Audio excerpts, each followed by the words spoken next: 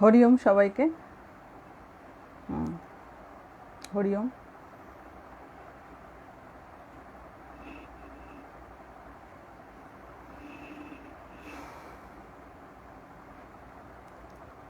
হরি ওম।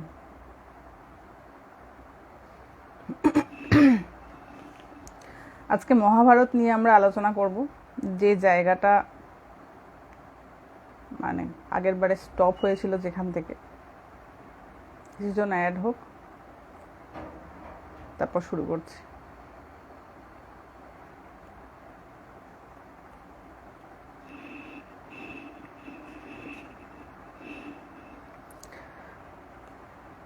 ওকে, আমি যতক্ষণ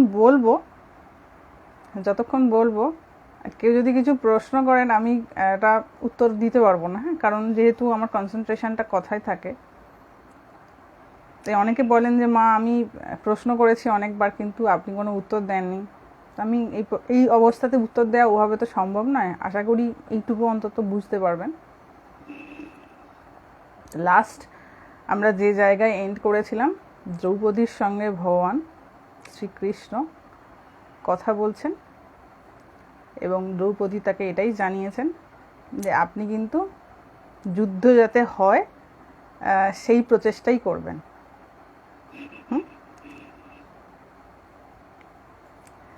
এরপরে ভগবান শ্রীকৃষ্ণ হস্তিনাপুরের উদ্দেশ্যে যাত্রা শুরু করে দিলেন। একটু লং কথাবার্তা রয়েছে, অনেকটা রয়েছে, তার মধ্যে যতটা সংক্ষিপ্ত করে বলা যায় আমি বলার চেষ্টা করব, কিন্তু কিছু কিছু জায়গা মিস করতে চাইছি না, তাই সেগুলো বলবো। দরকার পড়লে হয়তো এই লাইভটাতে সেটা সম্পূর্ণ হবে না, আবার হয়তো একদিন দুদিন পরে আবার আসতে হবে, কারণ সন্ধি প্রস্তাব যখন রাখা হবে তার আগে অনেকগুলো কনভারসেশন রয়েছে, অনেক কথাবার্তা রয়েছে, তো সেখান থেকেও অনেক কিছু শিক্ষণীয় ব্যাপার রয়েছে, সেগুলো আমরা আলোচনা করব। ভগবান শ্রীকৃষ্ণ রথ নিয়ে বেরিয়ে পড়েছেন সন্ধি প্রস্তাব নিয়ে হস্তিনাপুরের উদ্দেশ্যে। রাস্তায় যেতে যেতে দেখছেন যে অনেক মহর্ষিরা লাইন দিয়ে দাঁড়িয়ে রয়েছে। যখন গেছেন বা যাচ্ছেন হস্তিনাপুরের উদ্দেশ্যে, রাস্তার ধারে দেখতে পাচ্ছেন অনেক মহর্ষিরা দাঁড়িয়ে আছেন, এবং তারা কেউ সাধারণ ব্যক্তি নয়, সব অসাধারণ। মহর্ষি মানে কি? মহৎ ঋষি যিনি, তো ঋষিরা দাঁড়িয়ে রয়েছেন রাস্তার ধারে। কেন? ভগবান শ্রীকৃষ্ণকে দেখবে বলে। ভগবান তখন জিজ্ঞাসা করছেন, সেই সমস্ত মহর্ষিদের দর্শন লাভ করার পর ভগবান রথ থামিয়েছেন। রথ থামানোর পর বলছেন, আচ্ছা হে মহাত্মন, আমি আপনাদের কি সেবা করতে পারি? এইটা বলছেন যে আমি আপনাদের কি সেবা করতে পারি। এই প্রশ্নটার মধ্যেই যেন ভগবানের ভগবানত্ব লুকিয়ে রয়েছে। তিনি তো রাজা, একটি বিশেষ কার্যে যাচ্ছেন। কেউ রাস্তার ধারে দাঁড়িয়ে আছে, তাকে দেখে, তাদের দেখে, একজন নয় একাধিকজন তাদের দেখে দাঁড়িয়ে পড়েছেন এবং জিজ্ঞাসা করছেন আমি আপনাদের কি সেবা করতে পারি। তাদের মধ্যে একজন ছিলেন, মানে যে সমস্ত মহর্ষিরা ওখানে দাঁড়িয়েছিলেন তাদের মধ্যে পরশুরামও ছিলেন। অনেক মহর্ষিরা ছিলেন, তার মধ্যে পরশুরাম একজন ছিলেন। আমরা জানি পরশুরাম হচ্ছেন কর্ণ এবং ভীষ্ম, এই দুজনের গুরু, এবং 10 অবতারে যতজন অবতার রয়েছে তার মধ্যে একজন হচ্ছে পরশুরাম। তো পরশুরাম তারপরে কি করেছেন? শ্রীকৃষ্ণকে জড়িয়ে ধরেছেন। ভালোবাসার একটা স্বাভাবিক অভিব্যক্তি হচ্ছে জড়িয়ে ধরা। পরশুরাম কি করেছেন? যেই শ্রীকৃষ্ণ রথ থেকে নেমেছেন, ওই মহর্ষিদের দেখে পরশুরাম জড়িয়ে ধরেছেন। ধরে বলছেন যে এই দেবর্ষি, রাজর্ষি এবং মহর্ষি এরা সবাই বহুকাল অনেক কিছু দেখেছে এই সৃষ্টিতে, কিন্তু আজকে যে কথোপকথন হতে চলেছে, আপনি যা বক্তব্য রাখবেন সভাসদদের সামনে, এইটা শোনার জন্য আমরা এখানে দাঁড়িয়ে রয়েছি। মানে আপনাকে দর্শন করব আর ওই দিকে যাব, মানে হস্তিনাপুরের উদ্দেশ্যে আমরাও যাচ্ছি।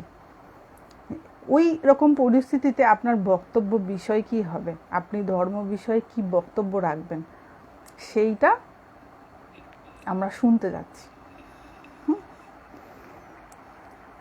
মানে ওই ভাষণ আর কি আমরা শুনতে খুব আগ্রহী, সেইটা তারা শুনতে যাচ্ছেন। তো এগিয়ে গেলেন ভগবান শ্রীকৃষ্ণ। তারপর এগিয়ে যাওয়ার পরে দেখা যাচ্ছে প্রকৃতিতে অনেক বিরূপ প্রতিক্রিয়া দেখা যাচ্ছে। সেই সময় দেখা গিয়েছিল কীরকম বিরূপ প্রতিক্রিয়া, যেমন আমরা দেখি ধরুন ভূমিকম্প হলে অনেক কিছু সিমটমস বোঝা যায়, যারা জানেন তারা বুঝতে পারেন, অনেক কিছু প্রকৃতি সিমটমস দেয় ভূমিকম্প হওয়ার আগে বা সুনামি হওয়ার আগে অনেক কিছু সিমটম থাকে। ঠিক তেমনি খুব বড় একটা বিভীষিকাময় কিছু হতে চলেছে তার আগে প্রকৃতির কিছু সিমটমস থাকে। এখানে যে সিমটমসগুলোর কথা বলা হয়েছে তার মধ্যে একটা হচ্ছে বিনা মেঘে ভীষণ গর্জন হয়ে বাজ পড়ছিল, মেঘ নাই অথচ খুব গর্জন হচ্ছে এবং বাজ পড়ছে, এইটা একটা সিমটম ছিল। নদীর যে গতিপথ উপর দিক থেকে নিচের দিকে যাওয়া, এটা তো ন্যাচারাল জিনিস, তা না হয়ে নদীর নিচ থেকে উপর দিকে যাচ্ছে, নদীর গতিপথ বিপরীতমুখী হয়ে গেছে। তো এইরূপ কিছু অশুভ সংকেত দেখতে পাওয়া যাচ্ছিল তখন।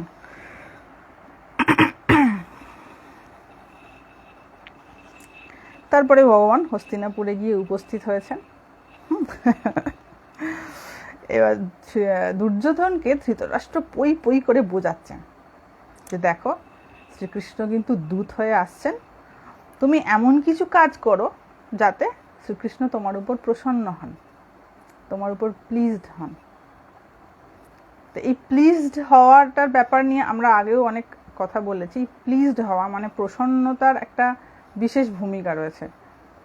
মানে কারোর ধরুন গুরুদেব যদি ভগবান কি জিনিস এটা বুঝতে পারেন বা ভগবান লাভ করে থাকেন বা ভগবানের তত্ত্ব অনুধাবন করে থেকে থাকেন, তিনি যদি প্রসন্ন হন তার সন্তানের উপর বা তার শিষ্যের উপর, সেই প্রসন্নতাটাই কিন্তু আসল কি অফ আশীর্বাদ। আমরা যেভাবে আশীর্বাদ চাই, এই আশীর্বাদ চাওয়ার পন্থাটা একেবারে ভুল পন্থা, ওভাবে আশীর্বাদ চাওয়া যায় না। আমার নিজের মনের হয়তো সন্তুষ্টি হয় যে আমি চাইলাম বা আমি চাইছি যখন নিশ্চয়ই পাবো, কিন্তু ওই চাওয়ার সাথে পাওয়ার কোনো সম্পর্ক নাই।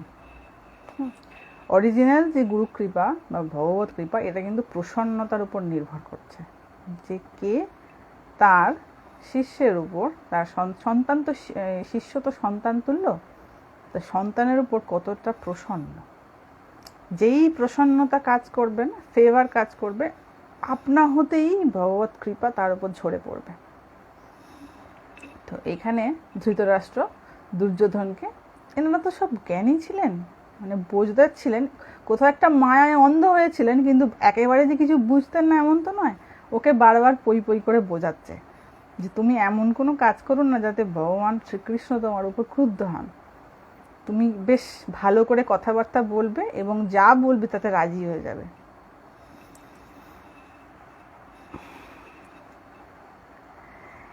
এবার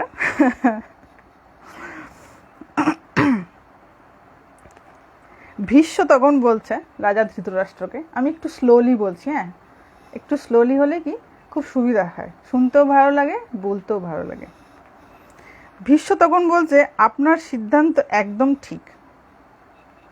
ধৃতরাষ্ট্রকে বলছেন আপনি যা বলছেন একদম ঠিক কথা বলছেন।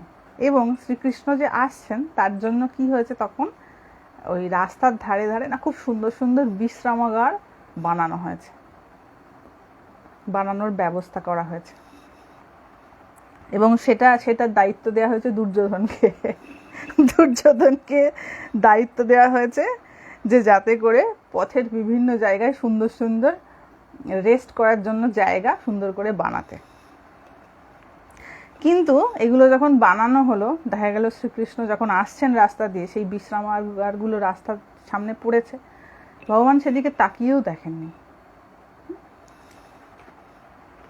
একদম তাকালেনই না, ক্রস করে বেরিয়ে গেলেন।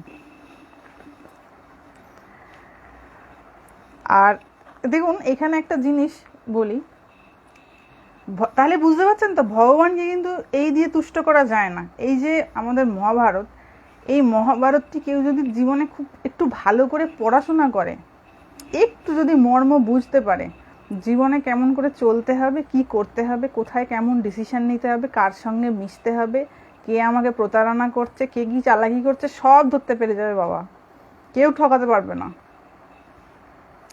এখান থেকে আমরা একটা কি লার্নিং পেলাম, যে ভগবানকে কিন্তু সম্পদ দিয়ে তুষ্ট করা যায় না। তাই কেউ যদি সম্পদ দিয়ে ভগবানকে তুষ্ট করার চেষ্টা করে থাকেন, এটা তার নিজের একটা মনের ভাবনা।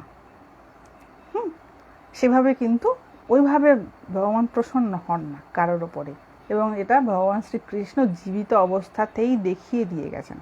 এটাই শিক্ষণীয়।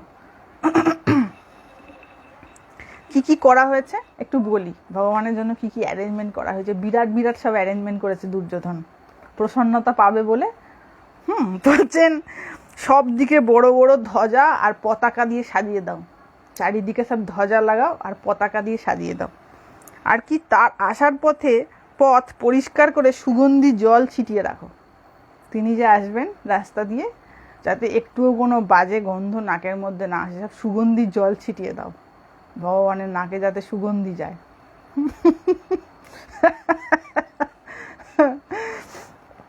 ও, দুঃশাসনের ভবন দুর্যোধনের মহলের থেকে উত্তম। যে দুঃশাসনকে বধ করবে বলে ভীম প্রতিজ্ঞা করেছিল, আর যে দুঃশাসনের অপমানের জ্বালায় যন্ত্রণায় দ্রৌপদী তাকে ওই চুলগুলো দেখিয়ে বলেছে যে আপনি এটা ভুলে যাবেন না, ভগবানেরকে থাকার জন্য ওই দুঃশাসনের ঘরটার অ্যারেঞ্জমেন্ট করা হয়েছে, কারণ ওটা দুর্যোধনের থেকে ভালো ছিল, সুন্দর ছিল মহলটা।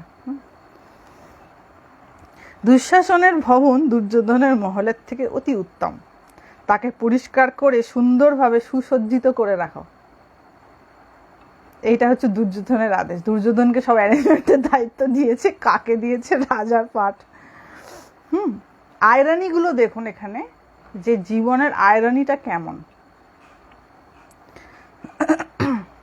আর কি না, ওই ভবনটিতে সুন্দর সুন্দর বৃহৎ কক্ষ আছে, খুব সুন্দর সুন্দর বড় বড় রুম আছে, এবং আরামের সর্বপ্রকার ব্যবস্থা রয়েছে। ভগবানকে প্রসন্ন করার জন্য সব ব্যবস্থা করা হচ্ছে। আমার এবং দুর্যোধনের মহলে যেসব সুন্দর জিনিস আছে সেগুলিও ওখানে সাজিয়ে দাও। এটা ধৃতরাষ্ট্র বলছে যে আমার ঘরে যে সমস্ত সুন্দর সুন্দর আসবাবপত্র রয়েছে, আর দুর্যোধনের ঘরে যা যা সুন্দর সুন্দর জিনিস আছে সব দুঃশাসনের ঘরে শিফট করে দাও। তার মধ্যে যেগুলি শ্রীকৃষ্ণের উপযুক্ত সেগুলি তাকে উপহার দিও। যেগুলি ওর পছন্দ হবে ভগবানের, সেগুলো তাকে গিফট করা হবে। এরকম সব প্ল্যানিং চলছে। মূঢ় না, যিনি সর্বসম্পদের অধিকারী, যার কাছে সম্পদের কোনো অভাব নেই, তাকে সম্পদ দিয়ে তুষ্ট করার চেষ্টা করা হচ্ছে। তো বিদুর ওখানে উপস্থিত ছিলেন। বিদুর তো মহাজ্ঞানী ছিলেন। তিনি এবার ধৃতরাষ্ট্র তার ভাই তাকে বোঝাচ্ছেন। এখানে খুব বোঝানো রয়েছে বেশি বেশি। যুদ্ধ যখন হবে তখন আর বোঝানো হবে না বেশি। হ্যাঁ, এটা মহাভারতের একটা খুব সুন্দর একটা প্রসিডিওর, ভগবান শ্রীকৃষ্ণের একটা খুব সুন্দর প্রসিডিওর। মা যেমন বলে গেছেন না, মা শারদামণি, যখন যেমন তখন তেমন, যেখানে যেমন সেখানে তেমন। যখন উনি শান্তি প্রস্তাব নিয়ে গেছেন তখন একদম কুল অ্যান্ড কাম, বারবার বোঝাচ্ছে দুর্যোধনকে, বাবা এটা করতে নেই আর ওটা করতে নেই, তুমি এমনটা করলে ভালো থাকবে না, অমনটা করলে ভালো থাকবে না। কিন্তু যুদ্ধে যখন অবতীর্ণ হয়েছেন তখন আর কোনো বোঝাবুঝির ধার নেই, তখন খালি মারো আর মেরে ফেলো, ধরো আর মারো। তো এই হচ্ছেন ভগবান শ্রীকৃষ্ণ। উনি যখন কাউকে ফেভার করবেন তখন তাকে বধ করা অসম্ভব, আর তিনি যখন কাউকে চাইবেন যে না এর নাশ হওয়া দরকার আছে, তখন নির্দ্বিধায় সে বিষয়ে তার তখন কোনো মায়া কাজ করে না, কারণ তিনি মায়াতীত, তার কোনো বিষয়ে কোনো মায়া নাই। এবার বিদুর ধৃতরাষ্ট্রকে বুদ্ধি দিচ্ছে। কীরকম বুদ্ধি দিচ্ছে? বলছেন, আচ্ছা আপনি বয়োবৃদ্ধ, মানে আপনার বয়স হয়েছে, কিন্তু একটি কথা আমি আপনাকে জানিয়ে রাখি। কি না, যে অর্থ অথবা অন্য কিছুর দ্বারা চেষ্টা করলেও আপনি শ্রীকৃষ্ণকে অর্জুনের থেকে পৃথক করতে কিছুতেই সক্ষম হবেন না। আপনি যতই তাকে তুষ্ট করার চেষ্টা করুন না কেন, আর সুন্দর সুন্দর ঘরে থাকার ব্যবস্থা করুন না কেন, আপনি কিন্তু কোনোভাবেই অর্জুনের থেকে শ্রীকৃষ্ণকে আলাদা করতে পারবেন না। শ্রীকৃষ্ণের মহিমা আমি জানি, এবং পাণ্ডবদের উপর তার যে কি সুদৃঢ় অনুরাগ সে আপনারও জানা। কেন অনুরাগ হবে না? পাণ্ডবরা যে চিরকাল সহ্য করেছে, ধর্ম পালন করেছে কিনা, ভগবান তো তাদের সহায়ক হবেনি।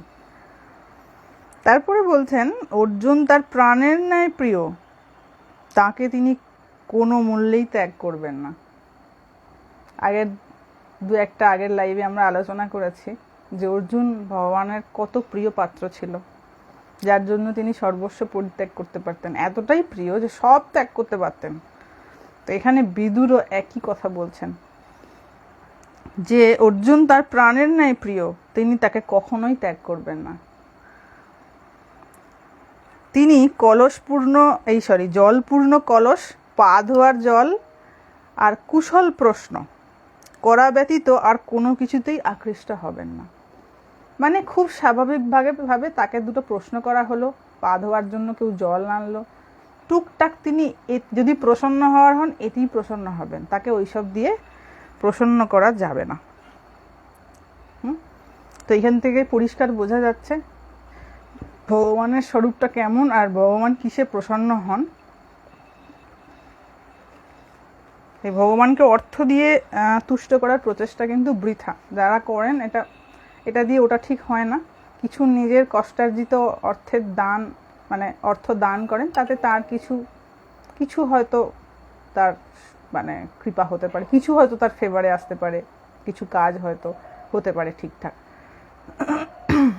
কত ভালোবাসতেন না হলে রথের সারথি হন, ঠিক কথা। এই দৃশ্যটা যদি আপনারা ভেবে দেখেন যে ভগবান কত ভালোবাসতেন অর্জুনকে, যেটা আমি রিপিটেডলি বলি, এটা কখনো ভেবে দেখবেন যে কেন তিনি ভগবান, যে সবার হাতে অস্ত্র রয়েছে কিন্তু ভগবান একমাত্র সেখানে নিরস্ত্র, এবং তিনি সামনে বসে রয়েছেন। না জানি কত তার ওপর বাণ বর্ষণ হয়েছে, তিনি কিছু দিয়ে কি রোধ করতে পেরেছেন? মানে তার কি দেহটা অক্ষত ছিল? খুব প্র্যাকটিক্যালি এটা ভেবে দেখবেন ভগবানকেও প্রচুর আহত হতে হয়েছে। অর্জুনের গায়ে তো বর্মা পড়া ছিল, ভগবানের ওসব বিশেষ কিছু ছিল না। একটা যেটা পড়তে হয় যুদ্ধক্ষেত্রে যাওয়ার জন্য সেটুকুন ছিল, কিন্তু তাতে তো আর তীরগুলোকে আটকানো যায়নি। ভগবানকে প্রচণ্ড ক্ষতবিক্ষত হতে হয়েছিল যুদ্ধক্ষেত্রে, শুধুমাত্র এই সারথি হওয়ার জন্য। তার ওটা কোনো ব্যাপারই ছিল না। আমরা যদি সাধারণ দৃষ্টিতে, আমাদের সমস্যাটা কোথায় বলুন তো, আমরা সব কিছু সাধারণ দৃষ্টিতে ভাবতে যাই, কিন্তু যে অসাধারণ তার কার্যকারিতাও হচ্ছে অসাধারণ। সেই জন্য জীবনের কোথাও একটা জায়গায় একটু জায়গা রাখতে হয়, একটু ফাঁক রাখতে হয়, যে জায়গাটা দিয়ে মানে জানার, মানে জ্ঞানটা আসার রাস্তা পায়। অনেক সময় কি হয়, আমরা এত ভরে যাই যে ভরে যাওয়ার পর সব উপচে পড়ে, আর নেওয়ার জায়গা থাকে না।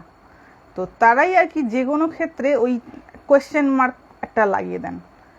আমি এটা বুঝেছি, এটা মানে এটাই, এর বাইরে আর কোনো কথা নেই। কিন্তু বাবা, উন্নতি তারই হয় যে নিজেকে এটা বোঝায় আমি তো এটা বুঝেছি, কিন্তু সবটা বুঝিনি, এখনো আমার বুঝতে বাকি রয়েছে, অনেক কিছু জানার আছে। তো এই অনেক কিছু জানার আছে অপশানটা যার জীবনে থাকে, সেই জানতে পারে। যে মনে করে আমি জেনে গেছি অনেক কিছু, তার জানার আর জায়গা থাকে না, তার ডিগ্রেডেশন হয়, আপগ্রেডেশন হয় না। যে মনে করে আমার এখনো অনেক জানার বাকি আছে, যেখান থেকে পারে সেখান থেকে জ্ঞান অর্জন করার চেষ্টা করে, তার আপগ্রেডেশন হয়। কারণ তার তো নেওয়ার জায়গা রয়েছে না, ইনটেক করার জায়গা রয়েছে। কিন্তু যখনই মনে আমি অনেক কিছু জেনে গেছি, ভেতরে খুব ক্ষুদ্র অহংকার ঢুকে পড়লো, ব্যাস এবার সে ডিগ্রেড হবে, বুঝতেও পারবে না, আপগ্রেডেশনটাও বুঝতে পারবে না, ডিগ্রেডেশনটাও বুঝতে পারবে না। সে মনে করবে আমি দিব্যি বোধহয় আছি, কিন্তু কখন যে কোথায় উল্টে পড়ে যাবে কোনো ঠিক নেই। এই দুর্যোধনের মতন অবস্থা, সে মনে করছে আমি ভারী ধর্ম পালন করছি, আমি তো কোনো অন্যায় করিনি। দেখবেন পরে আসবে, যখন তাকে প্রশ্ন করা হবে তুমি কেন এরকম অন্যায় আচরণ করছো, কেন রাজি হচ্ছ না, তখন সে বলবে আমার তো মনে হচ্ছে না যে আমি কোনো অধর্ম করেছি, আমি তো ঠিক করেছি যা করেছি। এরকমটা যেন না হয়ে যায়। এইবার দেখুন, যখন বিদুর ওই কথাগুলো বলেছে যে তাকে কিন্তু কোনো কিছু দিয়ে প্রসন্ন করা যাবে না মহারাজ, আমি বলেই রাখছি। যতই আপনি সুন্দর গন্ধওয়ালা জল ছেড়ান রাস্তায়, আর তাকে সুন্দর ভালো ভালো থাকার জায়গা দিন। এবার দুর্যোধনের কিরকম মতিভ্রম, কিরকম মূঢ় ব্যক্তি বলছেন পিতা, তার বাবাকে বলছেন পিতা। বিদুর একেবারে ঠিক কথা বলেছে, বিদুরের কথাই বলছে, ঠিক কথা বলেছে। পাণ্ডবদের প্রতি শ্রীকৃষ্ণের অত্যন্ত অনুরাগ, তাকে ওদিক থেকে এদিকে আনা যাবে না, আমাদের পক্ষে কিছুতে আনা যাবে না। অনেক পরিকল্পনা করেছে, অনেক চক্রান্ত করেছে, কিন্তু হয়ে ওঠেনি। আর বিদুর বলে দিয়েছেও কিছুতে ছাড়বে না, পাণ্ডবদের ছাড়বে না, অর্জুনকেও ছাড়বেই না, কোনো অর্থে কোনো মূল্যে ছাড়বে না, যত যাই পলিটিক্স করে নিক না কেন।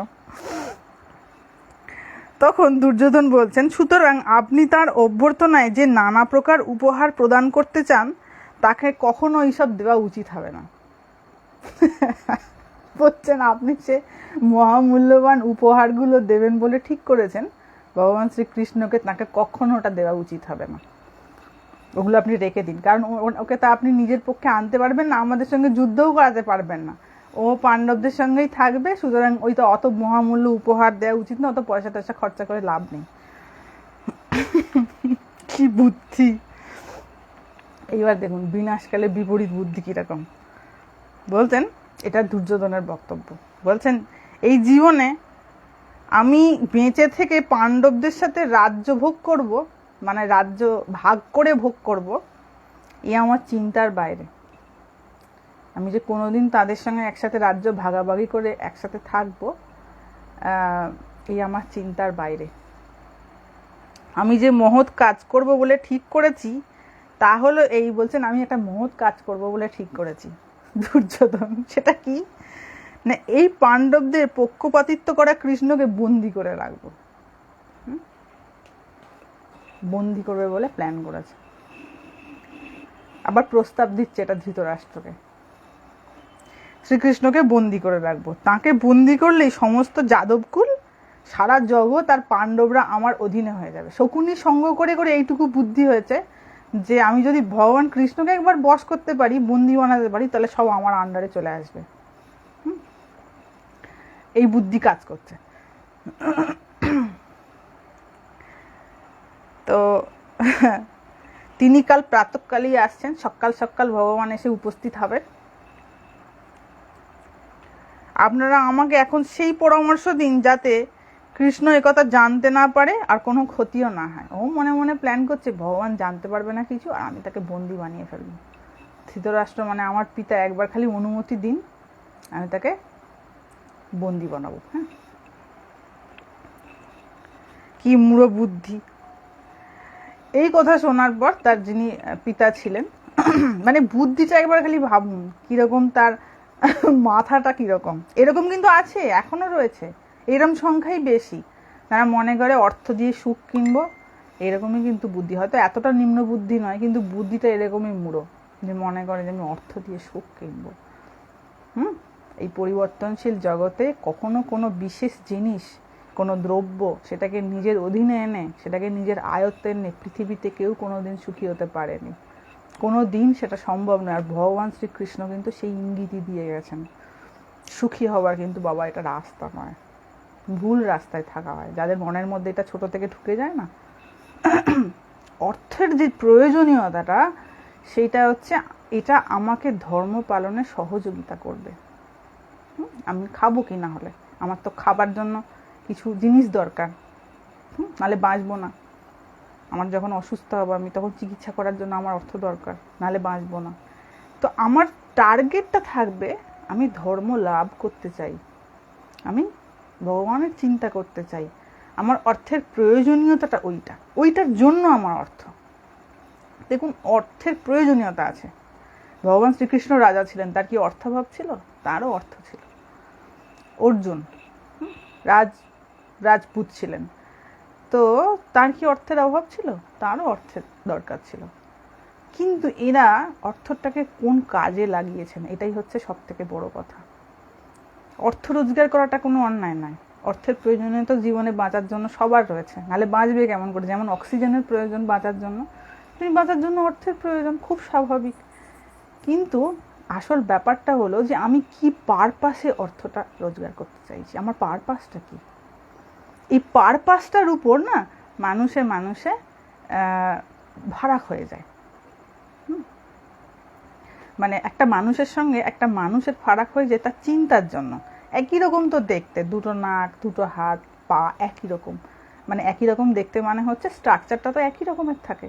কোনো বিশেষ মানুষ ছাড়া, যাদের কোনো শারীরিক অসুস্থতা রয়েছে বা বিকলাঙ্গ, তাদের ছাড়া তো মোটামুটি একই রকম থাকে। কিন্তু ফারাকটা কোথায় হয়ে যায়? কেন একটা মানুষ খুব ভালো, কেন একটা মানুষ খুব মন্দ আচরণ করে?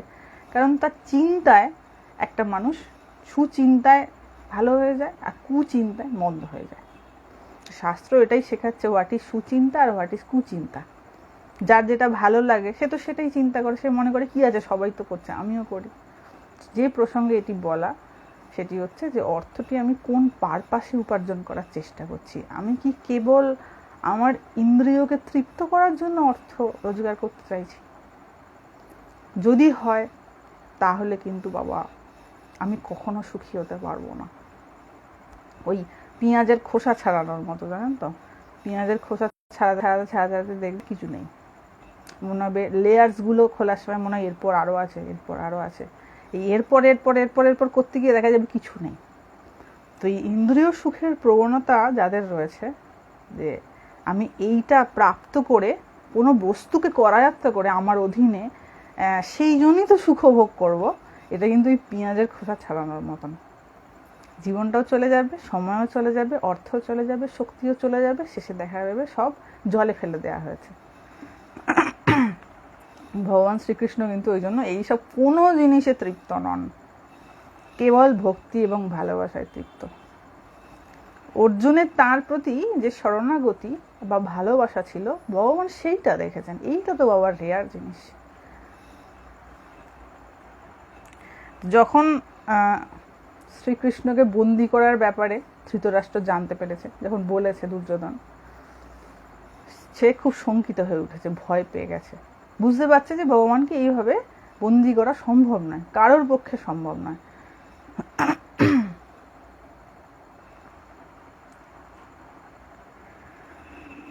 তখন ধৃতরাষ্ট্র বলছেন, আচ্ছা তুমি এমন চিন্তা কেন করছো? এই চিন্তা তুমি এক্ষুনি ত্যাগ করো। তিনি তো তোমার কোনো অকল্যাণ করেননি, সুতরাং তুমি কেন তাকে বন্দি করার প্রচেষ্টা করছো? তিনি কি তোমার কোনো অকল্যাণ করেছেন?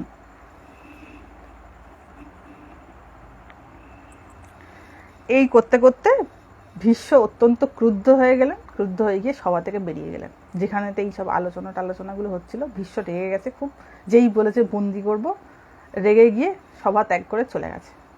এবার এইদিকে ভগবান ততক্ষণে হস্তিনাপুরে গিয়ে উপস্থিত হয়েছেন।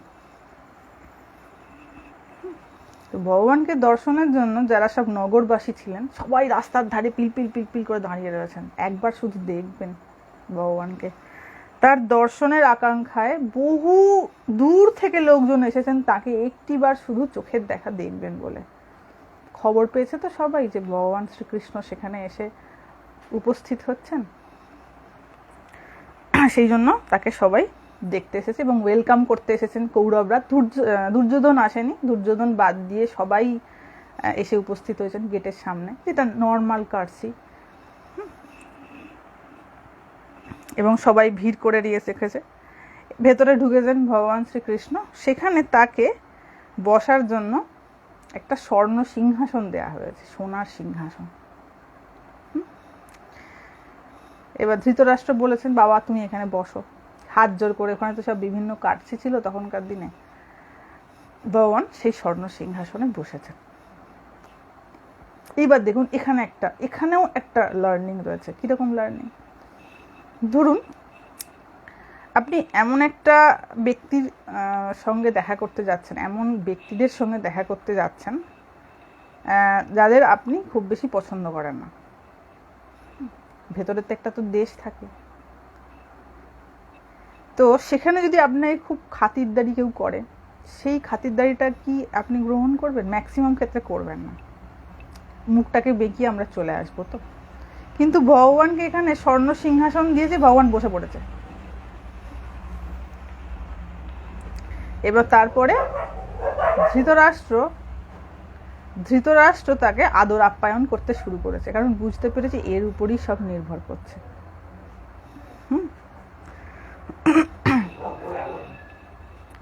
ভগবান সেখান থেকে ওখানেতে তাকে অনেক আদর আপ্যায়ন করা হয়েছে। ও এই এক সমস্যা, কুকুরের চিৎকার, এরাও মহাভারত শুনতে চলে এসেছে। তো ভগবান সেখান থেকে কুন্তির সঙ্গে দেখা করতে গেছেন, কুন্তিও তো সেখানে উপস্থিত আছেন। তো কুন্তির সঙ্গে দেখা করতে গেছেন। কুন্তি যেই ভগবান কৃষ্ণকে দেখতে পেয়েছে সঙ্গে সঙ্গে কাঁদতে শুরু করে দিয়েছেন, কারণ তিনি তো পুত্রদের বহু বছর দেখেননি, সেই বিরহে কাঁদতে শুরু করে দিয়েছেন এবং খোঁজ খবর নিচ্ছেন যে আমার ছানাপোনারা কেমন আছে। হাজার হোক মা তো, তিনি আবার জাত তার মা নন, তার যেসব সন্তানরা তারা সব শূরবীর এবং মায়ের গর্ব, তো তাদের থেকে তিনি এত বছর আলাদা হয়ে রয়েছেন। এদের সব ত্যাগগুলো দেখে আমাদের খুব শেখার। তিনি তো ইচ্ছে করলেই চলে যেতে পারতেন। কুন্তি যদি অর্জুনকে খবর পাঠাতেন যে বাবা আমার থাকতে ভালো লাগছে না, আমাকে এখান থেকে নিয়ে চলো, বলতেই তো পারতেন আমি থাকবো না এখানে, আমার ভালো লাগছে না, কিন্তু তা করেননি। তাই এইগুলো থেকে অনেক কিছু বোঝার রয়েছে, যে কোন সময়ে কোন স্থানে কোন কালে কি কার্য করতে হয়। এই মহাভারত কিন্তু এটার একটা খুব গ্রেট লার্নিং। এখান থেকে খুব আমাদের অনেক কিছু শেখার রয়েছে। ছোট্ট ছোট্ট ইনসিডেন্ট হতো, এমন কিছু বড় ব্যাপার না, কিন্তু সেই ছোট্ট ছোট্ট জিনিসগুলো থেকে অনেক কিছু শেখার রয়েছে।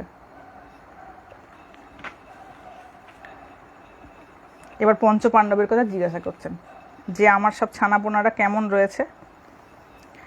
এবার কুন্তি বলছেন দেখো বাবা, যেহেতু ভাইয়ের ছেলে, মানে কুন্তি পিসিমা ছিলেন ভগবান শ্রীকৃষ্ণের, তখন বলছেন অনেক কথা বলেছেন, সেগুলোর মধ্যে আমি যাচ্ছি না, প্রচুর ডিটেলস ডেসক্রিপশন রয়েছে, সেগুলোর মধ্যে যাচ্ছি না, যে জায়গাটা মেন বলেছেন সেটা বলছি। হ্যাঁ, বলছেন দেখো শত্রুরা রাজ্য নিয়ে নিয়েছে, তা কোনো দুঃখের ব্যাপার নয়।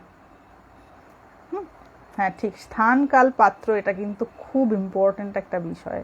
ওই জায়গাতে যে ক্যালকুলেট করতে মিস করে যাবে না, সেইখানেতেই দুঃখ এসে তার দরজার ভেতরে ঢুকে পড়বে। আমরা যে কোনো একটা জিনিস নিই, সর্বক্ষেত্রে সেটাকে প্রয়োগ করতে যাই, প্রবলেমটা হয়ে যায় সেখানে। যেমন ধরুন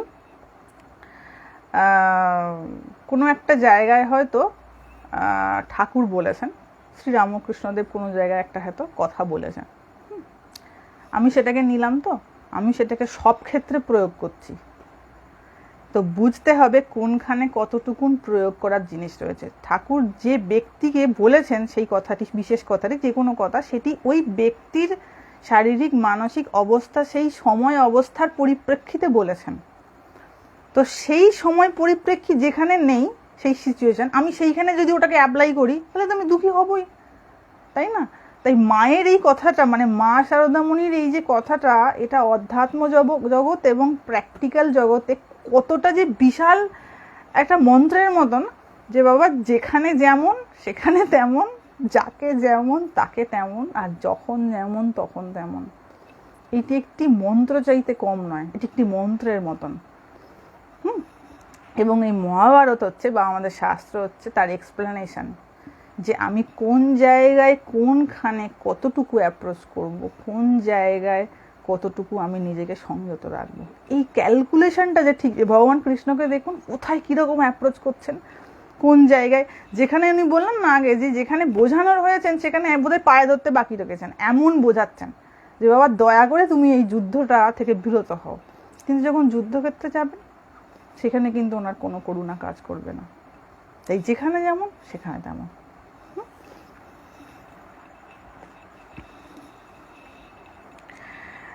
তো কুন্তি তখন বলছেন যে দেখো শত্রুরা রাজ্য নিয়ে নিয়েছে, তা কোনো দুঃখের ব্যাপার না, সে তো আবার চলে আসবে, যেটা চলে গেছে আবার চলে আসবে, রাজ্য তো সামান্য।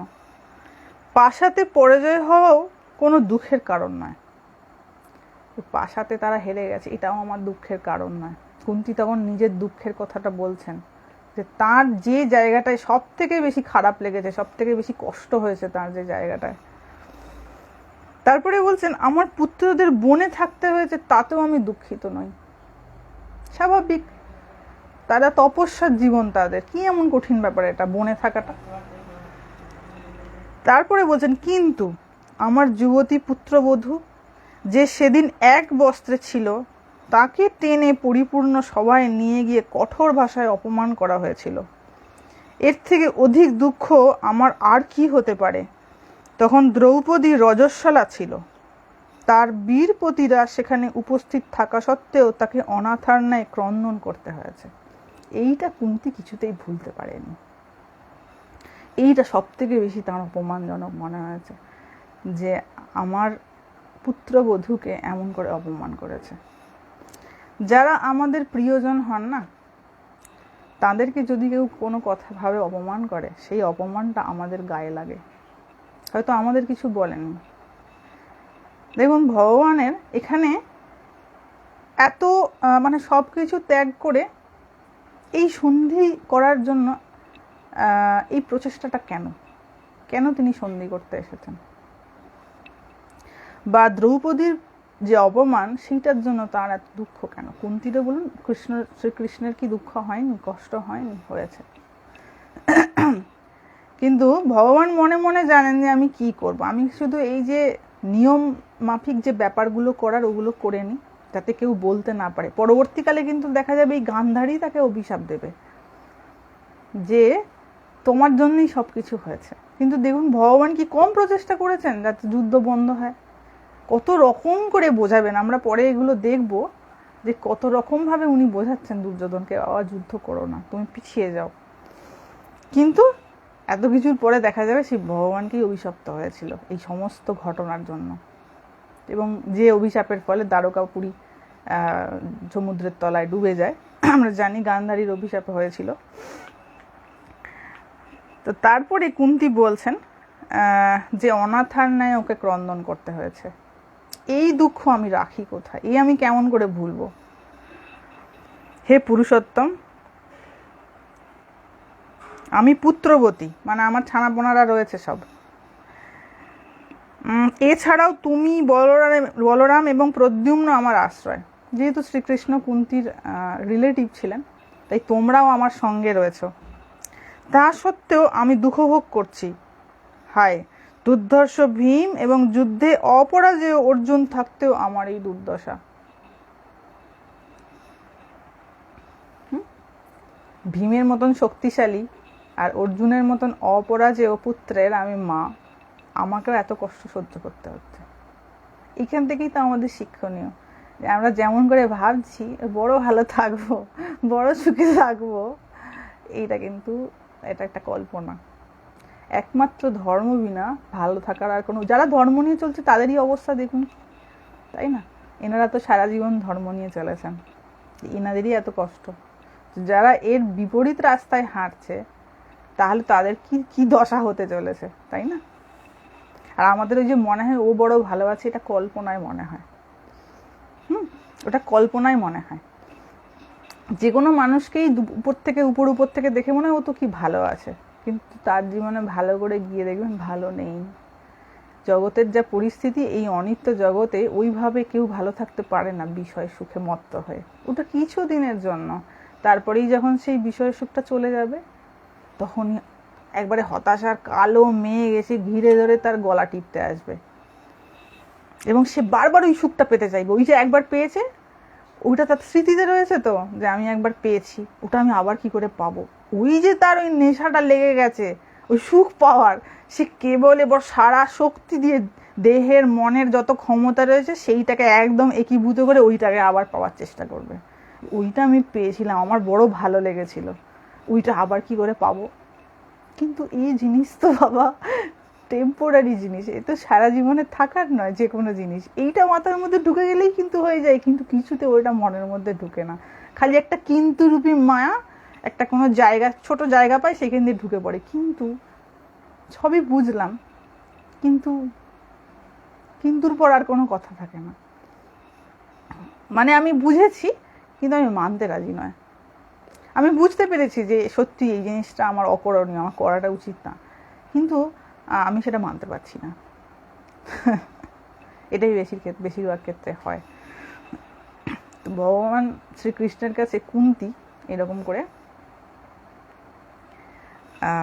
দুঃখ প্রকাশ করছেন যে আমার কিন্তু ওই জায়গাটা সব থেকে বেশি কষ্ট হয়েছে। এবং যেহেতু পুত্রতুল্য, শ্রীকৃষ্ণ কুন্তির তো পুত্রতুল্য ছিল, পুত্রেরই বয়স, তার পুত্র সম বয়সী,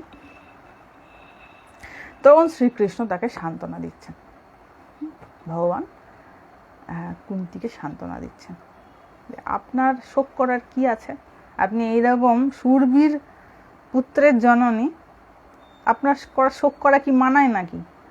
আপনার সব খোঁজ খবর নিয়েছে ওখান থেকে। আমি একটু লোকাল ভাষায় বলছি, খুব স্বাভাবিকভাবে বলছি, মানে আপনার 5 পুত্র এবং আপনার পুত্রবধূ আপনাকে প্রণাম জানিয়েছে, আপনার খোঁজ খবর নিয়েছে, আপনি নিশ্চিন্ত থাকুন, খুব শীঘ্রই তাদের সঙ্গে আপনার সাক্ষাৎ হবে। ভগবান সেই তাকে সান্ত্বনা দিয়ে এইবার তিনি পৌঁছেছেন দুর্যোধনের ওখানে। পিসিমার সঙ্গে একবার দেখা করে এসছেন, যেহেতু পিসিমা ওখানেই থাকে, দেখা করে আবার চলে এসছে দুর্যোধনের এখানে। শ্রীকৃষ্ণ সব রাজাদের যথাযোগ্য সম্মান জানালেন এবং এক বিস্তৃত স্বর্ণ পালঙ্কে উপবেশন করলেন। আদর অভ্যর্থনার পর দুর্যোধন তাকে আহারের জন্য আমন্ত্রণ জানালেন। ভালো ভালো খাবার বানিয়েছে, আমরা যেগুলো করি, ভালো খাবার বানাই না বাড়িতে গেস্ট এলে, যেটা এই ব্যাপারটা নিয়ে আমি আগেও বলেছিলাম,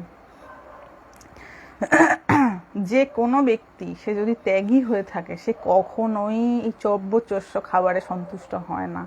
আমাদের এই যে পন্থা, এটা অত্যন্ত ভুল পন্থা, অত্যন্ত ভুল পন্থা। এবং খুব বেশি যদি বলা এটা খান ওটা খান সেটা খান, তাতে ইরিটেটেড হয়। আমি নিজে হই ইরিটেটেড, ফ্র্যাঙ্কলি স্পিকিং। তাতে একটা তরকারি ভাত সামান্য একটু টুকটাক নিজের মতন খাওয়া হলো, ওটা ঠিক আছে। কিন্তু যখনই দেখি যে একটু প্রেশার দেওয়া হচ্ছে, এটাও খান ওটাও খান, সেটা কেন খাচ্ছেন না, জোর করে পাতে দেওয়া হচ্ছে, আই ফিল ভেরি ইরিটেটেড। কারণ যিনি এটা করছেন তার মানসিক অবস্থা আর আমার মানসিক অবস্থা তো এক নয়। তিনি দেখছেন যে I am trying to please her, আমি সন্তুষ্ট করার চেষ্টা করছি এই প্রচেষ্টার দ্বারা। কিন্তু এইভাবে কাউকে মানে সন্তুষ্ট করা যায় না, বিশেষ করে সে আবার যদি সাধু সন্ন্যাসী হয়। ওটা যার ওইরকম লালসা রয়েছে চব্যচস্য করে খাওয়ার গান্ডে বিন্ডে, সে সন্তুষ্ট হতে পারে কিছুক্ষণের জন্য। কিন্তু এভাবে বিশেষ করে যারা সাধু সন্ন্যাসী তাদের কখনো আমি বলবো, আই মাস্ট সে, কখনো এরকমভাবে সন্তুষ্ট করার চেষ্টা করবেন না, বরঞ্চ ইরিটেটেড হয়ে যাবে। তো ভগবানের সামনে প্রচুর সব জন্য খাওয়ার দাওয়ার অ্যারেঞ্জমেন্ট করেছেন দুর্যোধন।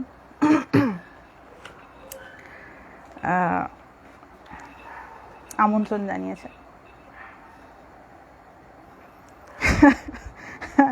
ভগবানকে আমন্ত্রণ জানিয়েছেন, কিন্তু শ্রীকৃষ্ণ সেই আমন্ত্রণ অস্বীকার করেছে, বলছেন আমি যাব না।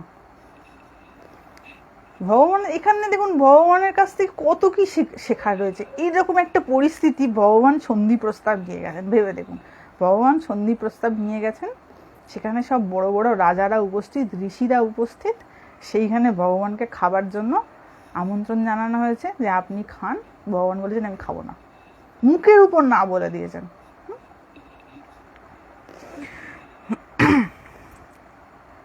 তারপরে এবার দুর্যোধন জিজ্ঞাসা করছে, যখন না বলে দিয়েছে, বলছেন আচ্ছা আপনি এটা কেন না বললেন, আমি এটা জানতে চাই, আপনি কেন এখানে খাবেন না। এইবার দেখুন ভগবান শ্রীকৃষ্ণ এখানে কি বক্তব্য রাখছেন, দারুণ, খুব সুন্দর কথা রয়েছে। ভগবান বলছেন, এখানে ডিসক্রিপশনটা এমন দিয়েছেন, বলছেন যে দুর্যোধনের এই কথা শুনে মহামনা মধুসূদন, ভগবানের নামগুলো কি সুন্দর না, মধুসূদন তার দীর্ঘ বাহু তুলে মেঘের ন্যায় গম্ভীর স্বরে বললেন। যেমন মেঘ ডাকে, একটু মনে করে দেখুন মেঘ যখন ডাকে তার গর্জনটা কিরকম হয়, একটু গুরু গম্ভীর আওয়াজ থাকে না, সেই গুরু গম্ভীর সুরে ভগবান বলছে দুর্যোধনকে, বলছেন রাজন, নিয়ম হলো দূত তার উদ্দেশ্য পূর্ণ করা হলে তবেই আহারাদি গ্রহণ করেন। এটাই হচ্ছে নিয়ম, যে সে যে উদ্দেশ্যে এসেছে না, সেই উদ্দেশ্য পূরণ হলে তারপরেই সে আহার গ্রহণ করে। সুতরাং আমার কাজ শেষ হলে তবেই আপনি আমাকে ও আমার মন্ত্রীদের আমন্ত্রণ জানাবেন। ভগবান কৃষ্ণ একা তো যাননি, সাথে অনেকজনকে সাথে করে নিয়ে গেছেন, একা যাননি, অনেকেই তার সঙ্গে তখন উপস্থিত ছিল। এরপরে ভগবান বলছেন, আমি কাম, ক্রোধ, দেশ, স্বার্থ, কপটতা অথবা লোভের বশবর্তী হয়ে ধর্মকে কোনোভাবে পরিত্যাগ করতে পারি না। আপনি আমাকে ভালো ভালো খেতে দিয়েছেন মানে সেটা খেয়ে ফেলতে হবে এমনটা কিন্তু নয়। আহার, এবার দেখুন একটা দারুণ কথা বলেছেন। বলছেন আহার প্রেমবশত করা হয় অথবা বিপদে পড়লে করা হয়। দুটো পরিস্থিতিতে আমরা আহার গ্রহণ করি। একটা হচ্ছে খেতে ভালো লাগছে বলে তাই খাচ্ছি, আর নাহলে বিপদে পড়েছি বলে। বিপদে মানে হচ্ছে যে এমন একটা পরিস্থিতি হয়েছে যে না, যদি আমি ওটা গ্রহণ করি আমি বিপদে পড়ে যাব। তো এই দুটো পরিস্থিতিতে খাবার গ্রহণ করা হয়, খাদ্য গ্রহণ করা। কি নীতিযুক্ত কথা। কিন্তু আমাদেরও তো ইচ্ছে করে যেমন আরাধ্য দেবতাকে ভালোবেসে আমরা নিজের মতন করে সাজিয়ে দিতে চাই। এইটাই তো সমস্যা। আমরা চাই আমাদের পছন্দটা অন্যে মেনে নিক।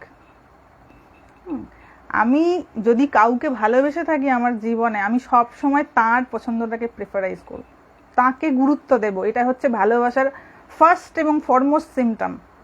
আমি যদি পৃথিবীতে কাউকে ভালোবেসে থাকি, সেটা যেই হোক, সব থেকে প্রথমে আমি তাকে প্রায়োরিটাইজ করব। তার প্রায়োরিটিটাই আমার প্রায়োরিটি, তার পছন্দটা আমার পছন্দ, তার অপছন্দটা আমার অপছন্দ। এইটা হচ্ছে ভালোবাসার ফার্স্ট অ্যান্ড ফরমোস্ট ক্রাইটেরিয়া। যদি তার বিপরীত হয় যে আমার বড় ইচ্ছা করছে তুমি এটা খাও, সুতরাং তুমি খাও, হলো না। তাই আমাকে দেখতে হবে যে তিনি কি চাইছেন। আমি যদি নিজের মনের মধ্যে এটা ভেবে থাকি যে আমি ভগবানকে ভালোবেসে থাকি, আমার মনের মধ্যে বারবার এটা কাজ করবে যে ভগবান কিসে প্রসন্ন হন। আমি কখনোই এটা বলবো না আমি কিসে প্রসন্ন, আমি তো নিজেকে তাহলে প্রসন্ন করতে চাইছি, আমি তো ভগবানকে প্রসন্ন করতে চাইছি না। I am searching my satisfaction. আমি ভগবানের প্রসন্নতার জন্য তাকে দিচ্ছি না, আমি নিজের প্রসন্নতার জন্য তাকে দিচ্ছি। তো এখানে একটা লিটল ডিফারেন্স রয়েছে। অনেকেই বলেন এটা যে আমার তো মনে ইচ্ছা করে, আমারও তো একটু সাজ হয়, আমি এটা করি। আরে বাবা, তুমি ভগবানকে তাহলে দিচ্ছ, নিজেই করে ফেলো সেটা নিজের জন্য। তাহলে ভগবানকে উপলক্ষ করে করার তো কোনো দরকার নেই। ওকে একটা একটা সামনে শিখণ্ডি দাঁড় করিয়ে যে আমি তার জন্য করি। তার জন্য না বাবা, আমি নিজের জন্য করছি, আমার নিজের তৃপ্তির জন্য। ওখানে ভগবান তো একটা নিমিত্ত মাত্র, একটা নাম জুড়ে দিয়েছি আমি। এখানে ভগবানকে সাজানো বলুন, ভগবানকে ভোগ দেয়া বলুন, এইটার একটাই পারপাস, সেটা হচ্ছে ওই ভোগ নিবেদনের মাধ্যমে বা ভগবানকে সাজানোর মাধ্যমে আমি তার সাথে কানেক্টেড ফিল করতে পারি, আমার ভাবনায় তাকে আনতে পারি, তার সঙ্গে যুক্ত হতে পারি। এইখানে হচ্ছে আসল কি পয়েন্টটা লুকিয়ে রয়েছে। ওই খাবারগুলোর মধ্যে আর ওই মালাগুলোর মধ্যে আর ওই বাহ্যিক সাজগোজের সঙ্গে ভগবানের কোনো সম্পর্ক নেই। বিশ্বাস করুন, কোনো সম্পর্ক নেই। ভগবান ভাবগ্রাহী। যে যেমন ভাবনার সাথে তাকে দেয় তিনি সেই ভাব গ্রহণ করেন। তো এটাই বলে রাখি যে যখনই আমি আমার ইচ্ছাটা কারোর ওপর চাপিয়ে দিচ্ছি, এটার মানে হচ্ছে যে আমি কিন্তু নিজের স্যাটিসফ্যাকশন খুঁজছি। এবং এই জন্য আবারও বলবো, যদি কারোর গৃহে কখনো কোনো সাধু সন্ত এসে অন্তত উপস্থিত হয়, কখনো তাকে এই ধরনের বৈষয়িক জিনিসের জন্য জোর করবেন না। তাকে নিজের থেকে জিজ্ঞাসা করবেন আপনি কি চান, সে যতটুকুন বলবেন ততটুকুন দেবেন, বরঞ্চ তাতে অনেক ভালো। কিন্তু যখনই নিজের ঝুড়ি ঝাপটি বানিয়ে জোর করে করবেন না, সেখানে কিন্তু সেটা ভালোর চাইতে মন্দ হয়। কারণ ওই জিনিসটা বিষবৎ, ওই জিনিসটা না বিষবৎ জিনিস। যে ওটার প্রয়োজনীয়তার বাইরে যখনই সেটা হয়ে যায় না, সেটা তখন যন্ত্রণা বোধ দেওয়া শুরু করে। এটা আমি আগেও আপনাদের বলেছি, একটা যন্ত্রণা বোধ আছে এটা বোঝানো যাবে না। এই যে অত্যন্ত গরমে যেমন আমরা কষ্ট বোধ করছি, তো এখন কলকাতাতে শুনছি প্রচুর গরম পড়েছে, কষ্ট বোধ হচ্ছে। তো এটা যার হচ্ছে সে বলে বোঝাতে পারবে আমার কিরকম কষ্ট হচ্ছে? খালি বলবে উফ কি কষ্ট হচ্ছে, কি কষ্ট হচ্ছে এটাই বলবে। কিন্তু কতটা কষ্ট হচ্ছে, কতটা যন্ত্রণা হচ্ছে, কেমন যন্ত্রণা হচ্ছে, এই ফিলিংটা তো ওরম করে বলে বোঝানো যায় না। এও ঠিক তেমন। বিষয় জিনিসটা বিষবৎ জিনিস, ওটা একটা সীমার পর ওটা দুঃখ দেয়া কাজ করে।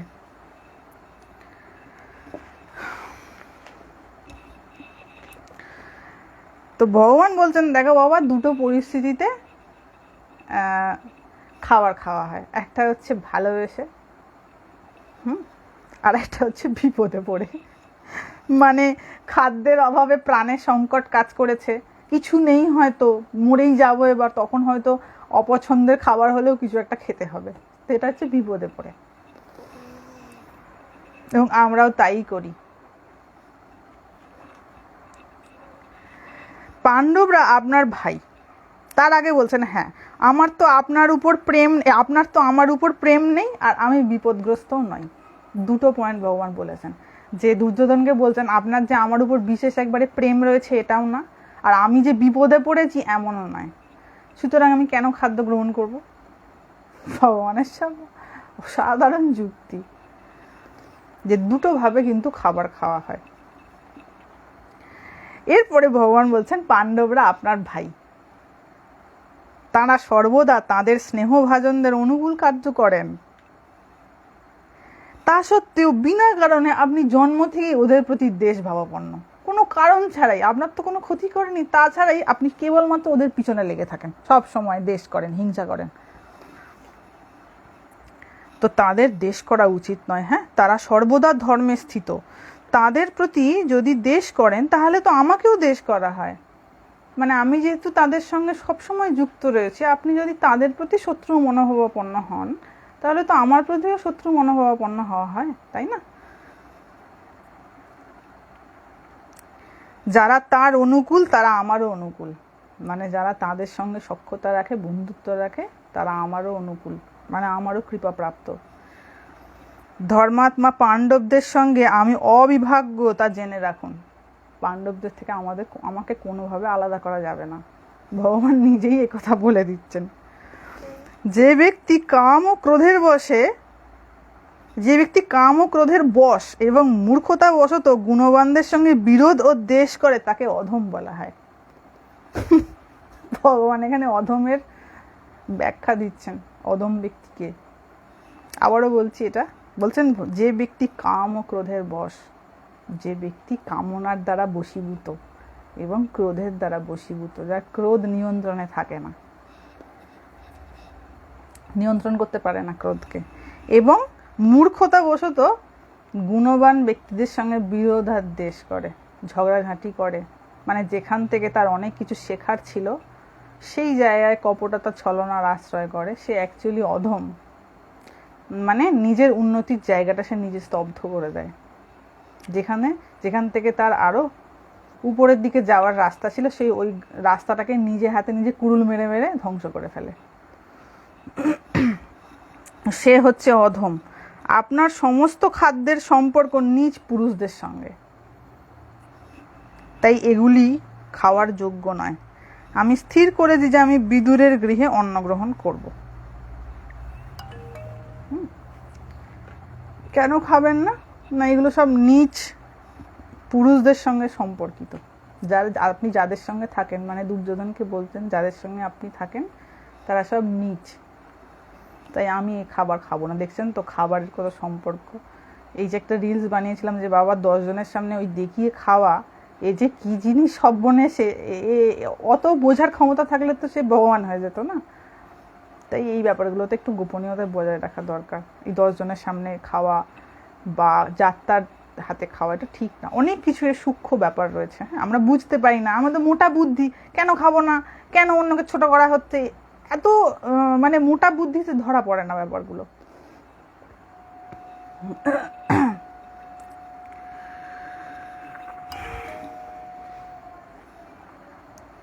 তো এটা একটুখানি খেয়াল রাখতে হবে, যেখানে সেখানে ভাব যদি ঠিক না থাকে সেই জায়গায় কিন্তু অন্ন গ্রহণ করা উচিত না, তার একটা প্রভাব পড়ে মনের মধ্যে।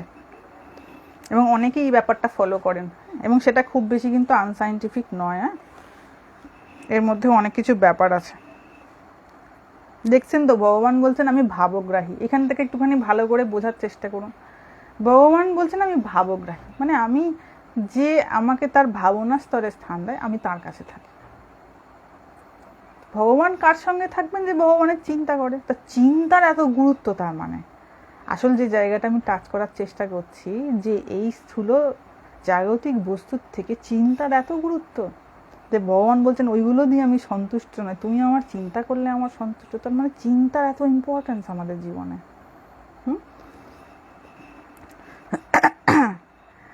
তো এই যে চিন্তা, মানে এই যে ব্যক্তির চিন্তা, এটা খুব ইম্পর্ট্যান্ট একটা ফ্যাক্টর। আমরা যার সঙ্গে সঙ্গ করি তার চিন্তাটা কেমন, আমরা যার খাদ্য গ্রহণ করছি যার হাতে, তার চিন্তাটা কেমন, তার কিন্তু খুব একটা বড় প্রভাব আমাদের জীবনে পড়ে, এবং ওই খাদ্যতেও সেটার প্রভাব থাকে। চিন্তা এত সূক্ষ্ম জিনিস।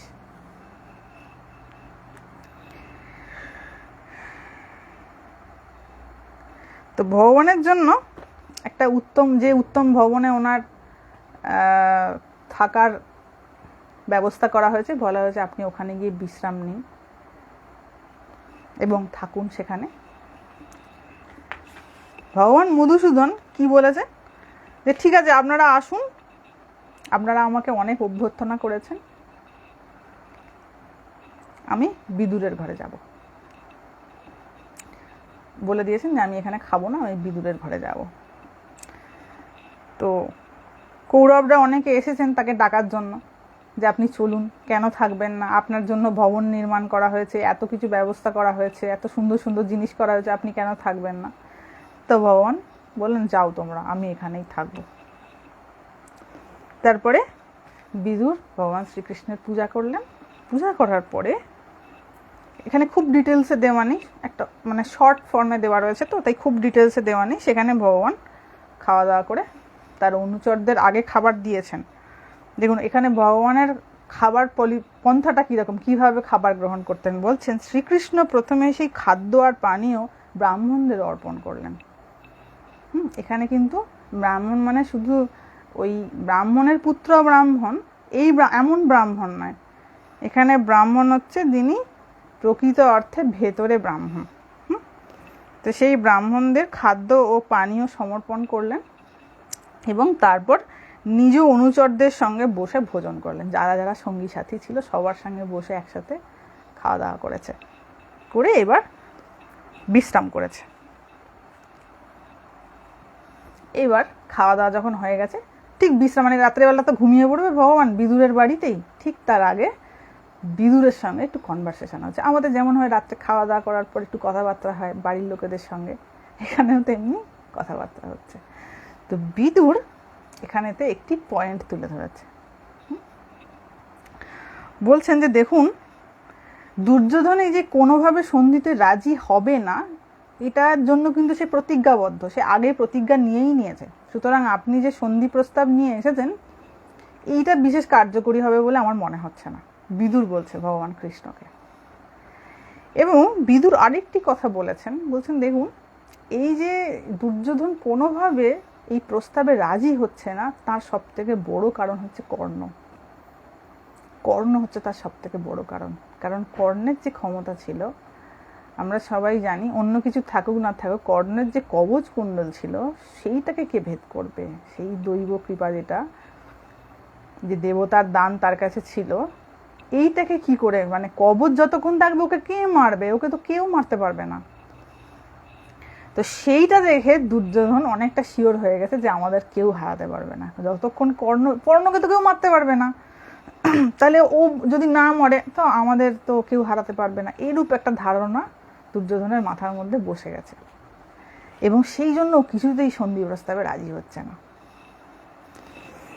তারপরে ভগবান কৃষ্ণ বলছেন যে দেখুন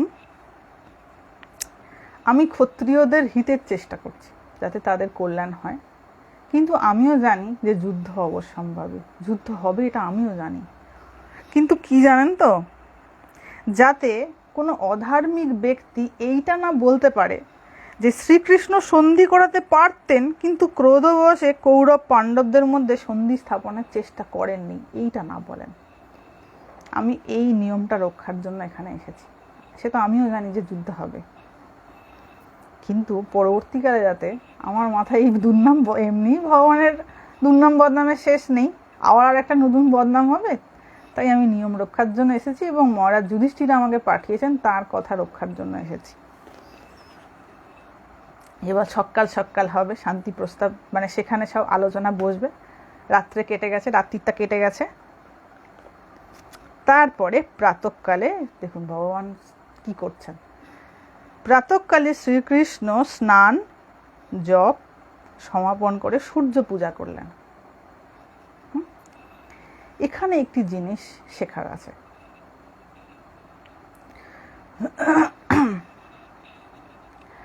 ইন্দ্রের ছলনায় কবচ কুণ্ডল হারিয়েছিল ও কর্ণ। অ্যাকচুয়ালি প্ল্যানিংটা তো ভগবান কৃষ্ণেরই ছিল। হি ওয়াজ দ্য প্ল্যানার। বাকি সব তো তার কথাই উঠছে বসছে নড়ছে চড়ছে, যেটা যা করার করছে।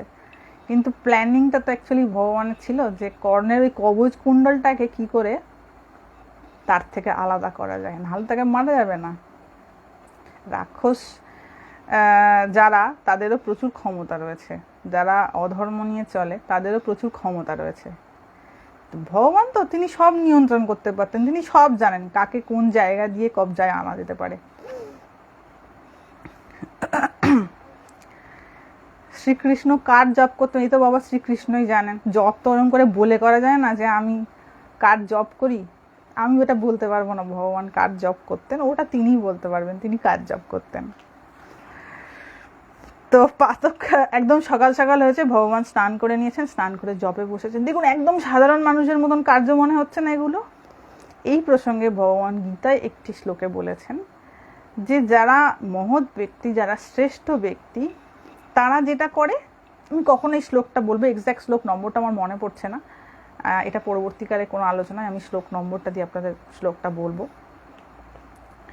যে কোনো শ্রেষ্ঠ ব্যক্তি যা করে পরবর্তীকালে তার যে অনুসারীরা রয়েছে না, অনুগামীরা রয়েছে, তারাও সেইটাকেই ফলো করে।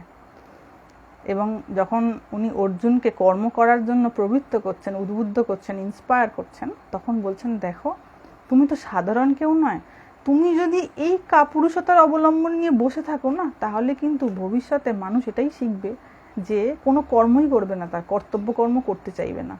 তাই সেই জন্য তুমি কর্ম করো, কারণ তুমি সাধারণ কেউ নয়, তুমি শ্রেষ্ঠ স্থানীয়। তো ভগবান দেখুন এখানেতে, তিনি তো ভগবান শ্রীকৃষ্ণ, তাঁর তিনি আবার কি জব করবেন, কিন্তু তিনি করছেন কেন না, যাকে তাকে দেখে মানুষে শেখে। এবং ভগবান শ্রী রামকৃষ্ণদেব এইটি বলে গেছেন যে যারা অবতার পুরুষ হন না, তারা লোক সংগ্রহার্থে কর্ম করেন, মানে লোক কল্যাণের নিমিত্ত কর্ম করেন, যে কিভাবে করতে হয়, হাউ টু পারফর্ম, এইটা তারা দেখিয়ে দিয়ে যান। তাদের পাওয়াও কিছু থাকে না, না পাওয়ারও কিছু থাকে না, তারা তো সদা সন্তুষ্ট, তাদের আবার কি পাওয়ার আছে। কিন্তু সাধারণে কর্মটা কিভাবে করবে, তারা তো কর্ম ছাড়া থাকতে পারবে না, তাদের তো প্রচুর চাহিদা কামনা বাসনা রয়েছে, কিন্তু কেমন করে ধর্মকে ধরে কর্ম করতে হবে এইটা এই মহাপুরুষরা শিখিয়ে দিয়ে যান। এবার কেউ সেটা ফলো করতে পারলে করে, না করতে পারলে না করে, সেটা যে যার নিজের নিজের ব্যাপার। কিন্তু ভগবান এখানে স্নান করেছেন, জপ করেছেন। কত বাজলো, 9:03 বেজে গেছে। এবার কি হবে? শান্তি প্রস্তাবটা তাহলে বিরাট এক্সপ্লেনেশন রয়েছে, তো এটা আমরা পরের দিন পড়বো শান্তি প্রস্তাবটা। ভগবান এখানে এসে উপস্থিত হয়েছেন দুর্যোধনের ওখানে, তারপরে সূর্য পূজা করলেন, তারপরে নিজের যে বস্ত্র ভূষণ আদি রয়েছে সেগুলো সব পরে নিয়েছে। এইবারে তিনি সভায় নিজের বক্তব্য রাখতে শুরু করবেন। এবং একটা জিনিস বলে নি, যখন ভগবান সেই সভায় উপস্থিত হয়েছেন, তার যে কান্তি, তার যে বিউটি, সৌন্দর্য, সমস্ত সেই সৌন্দর্যের সামনে সমস্ত কৌরবরা ম্লান হয়ে গেছে। একবার মনে মনে ভেবে দেখুন আমাদের ভগবান কীরকম সুন্দর ছিলেন, তার কীরকম রূপ সৌন্দর্য ছিল। আসলে এই সৌন্দর্যটা না ঠিক রূপের সৌন্দর্য নয়, এটা হচ্ছে ভেতরের সৌন্দর্য।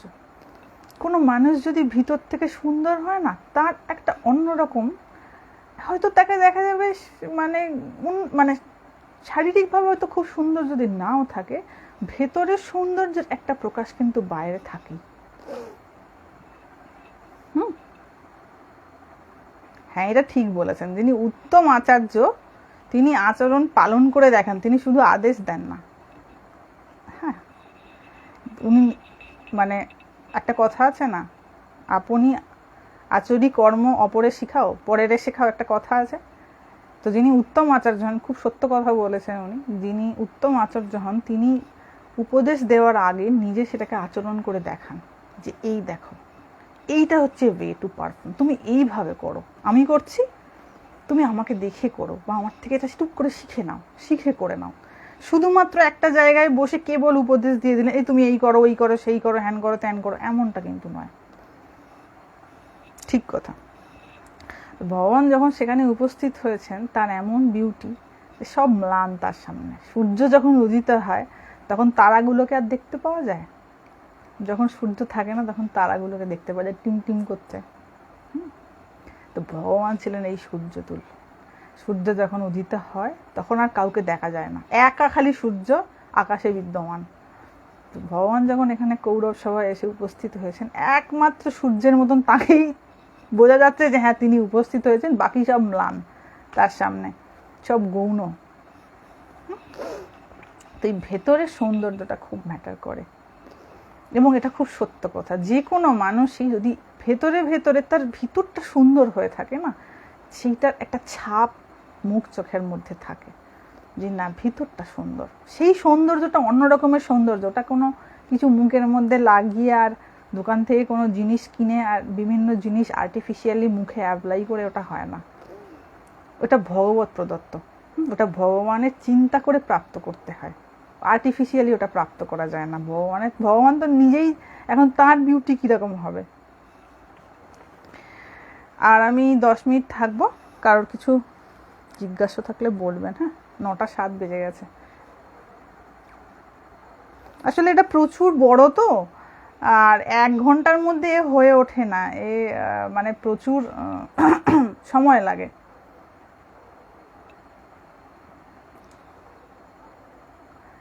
হ্যাঁ, এই যে কেমন ছিল আমরা শুধু কল্পনা করতে পারি, ভগবান কেমন ছিলেন এটা জাস্ট আমরা কল্পনা করতে পারি।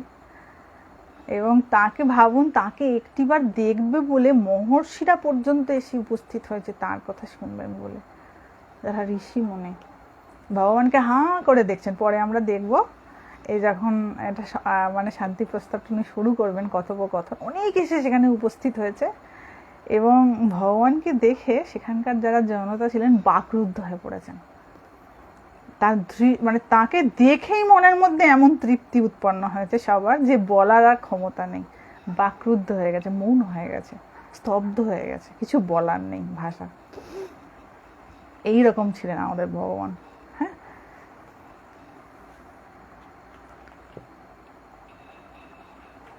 হ্যাঁ, ঠিক ঠিক, ওটা ধর্ম পালনের সৌন্দর্য। ধর্ম ও কর্ম নিয়ে যেটা বললেন মা, ওটা একটু বলবেন। আমি ওটা ঠিক বুঝলাম না কোনখানটা বলছো, অনেক কথাই তো বলা হয়েছে, এক্স্যাক্টলি কোন জায়গাটা ওটা ঠিক বুঝতে পারছি না। হ্যাঁ,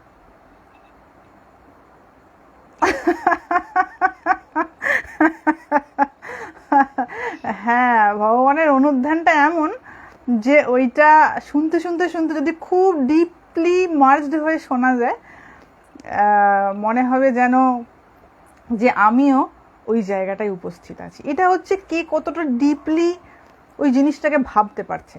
সত্যি যদি, যখন ধরুন আপনি কথামৃত পড়ছেন, মায়ের কথা পড়ছেন, বা শ্রীকৃষ্ণের গীতা পড়ছেন, মহাভারত পড়ছেন, বা যাই পড়ছেন, যদি ভীষণ অনুধ্যানের সঙ্গে পড়তে থাকেন, মানে ধ্যান করে খুব গভীরভাবে চিন্তনের সঙ্গে সেটা পড়তে থাকেন, তাহলে দেখা যাবে যে মনে হবে যেন আমি ওখানে উপস্থিত রয়েছি। এবং খুব ডিপলি যদি আপনি মহাভারত অনুধ্যান করেন, আপনার মনে হবে যে সত্যিই ভগবান শ্রীকৃষ্ণ আমার আশেপাশে ঘুরঘুর ঘুরঘুর করছে। শুধু শ্রীকৃষ্ণ না, মহাভারতের সব কটা চরিত্র আমার সামনে এসে উপস্থিত হয়েছে, ঠিক বুঝতে পারবেন। এটা নিজের চিন্তার গভীরতার উপর নির্ভর করছে। নাহলে তো শুধু গল্প। একটা কথা আছে না, মানো তো শিব, না মানো তো কি বলে পাথর। তো এটা আমি কতটা গভীরতার সঙ্গে অনুধ্যান করতে পারছি, তার উপর নির্ভর করছে যে আমার উপলব্ধিটা কেমন হবে। না হলে আলাদা আলাদা উপলব্ধি কে কাকে বোঝাবে বাবা, এ কে কাউকে বোঝাতে পারবে না। ওটা কি কখনো বোঝানো যায় নাকি? অনুভূতির জিনিস কখনো ওরকম করে বলে বোঝানো যায়? নিজের জীবনে ছোট ছোট ছোট ছোট পর্যায়ের যে অনুভূতি, কলেজ জীবনে মানুষের অনুভূতি কেমন, সে স্কুল জীবনে একটা মানুষ বুঝতে পারবে? ঠিক তেমনি প্রত্যেকটা স্টেজে যে যে অবস্থায় রয়েছে তার নিজস্ব যে উপলব্ধি, অনুভূতি, তো কাউকে কখনো বলে বোঝানোই সম্ভব না। এও ঠিক, ধর্মীয় অনুভূতিও একই জিনিস। হ্যাঁ, কৌরব পাণ্ডবদের যুদ্ধ হয়েছিল বলেই গীতা জ্ঞান পেয়েছে। ঠিক ঠিক ঠিক ঠিক ঠিক ঠিক। মাতাজি, চিন্তন করে কি ভগবানকে বেশি লাভ করা যায় শাস্ত্রের বিধি পালন না করে? দেখুন, বিধিগুলো হচ্ছে চিন্তন করার নিমিত্ত। যে শাস্ত্রীয় বিধিগুলো রয়েছে ওগুলো যাতে বেশি বেশি চিন্তন করা যায় ভগবানের, সেইটার নিমিত্তই বিধিগুলো। যদি চিন্তনের জায়গা না তৈরি হয় তাহলে বিধির কোনো মূল্য নাই। তো চিন্তনটা হচ্ছে ইম্পর্টেন্ট জিনিস, বিধিটা ইম্পর্টেন্ট নয়। আমার এখানে কি একটা কম পড়ে গেল তাতে ভগবান রুষ্ট হয়ে যাবে, এটা আমাদের নিজেদের দুর্বলতার পরিচয়। ভগবানের ওই জিনিস নিয়ে কোনো মাথা ব্যথাই নেই, কে কি কম পড়ে গেল না পড়ে গেল। উনি দেখবেন আপনার নিষ্ঠা, আপনার ভালোবাসা, ভক্তি, এইটা দেখবেন কতটা কনসেন্ট্রেশন দিয়ে ওইটা করা হচ্ছে। তো এই জিনিসটা হচ্ছে আসল, যে আমি কতটা গভীরভাবে সেটা অনুধ্যান করতে পারলাম, তার উপর নির্ভর করছে আমার আধ্যাত্মিক উপলব্ধি কেমন হবে। এবং এটা বাবা ওই রকমভাবে বৈষয়িক জিনিস দিয়ে, বাইরের বস্তুগত জিনিস দিয়ে কখনো সম্ভব নয়। মা, ঠাকুরের মতন কাউকে পাচ্ছি না তাই এখনো দীক্ষা হয়নি। ঠাকুরের মতন কাউকে পাচ্ছি না থেকে বড় কথা হচ্ছে যে আমি ঠাকুরের মতন কাউকে পাবো, সেটা যোগ্য আগে নিজে হয়ে দেখাই না, এটা বরঞ্চ বেশি ভালো পন্থা। ঠাকুরকে না খুঁজে আমি নিজে ঠাকুরের সন্তান হয়ে যাই, ঠিক ঠিক, তাহলে ঠাকুর এমনি চলে আসবে আমার কাছে। আমি দিয়েছিলাম, হ্যাঁ, এতে স্টেটাসে পোস্ট করে দিয়েছিলাম, স্টোরিতে পোস্ট করে দিয়েছিলাম কখন আসবো।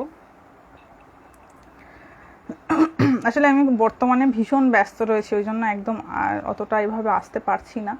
ব্যস্ততা কমতে আমার এখনও কম করে 20-25 দিন বা 1 মাস। তো তার মধ্যে হয়তো আমি খুব রেগুলারলি লাইভে আসতে পারবো না, বাট চেষ্টা করব। এবং ওই আসার আগে দুটো নাগাদ কি 1:30, 2, 2:30 এরকম নাগাদ আমি পোস্ট করে দেবো যে আমি কখন আসছি।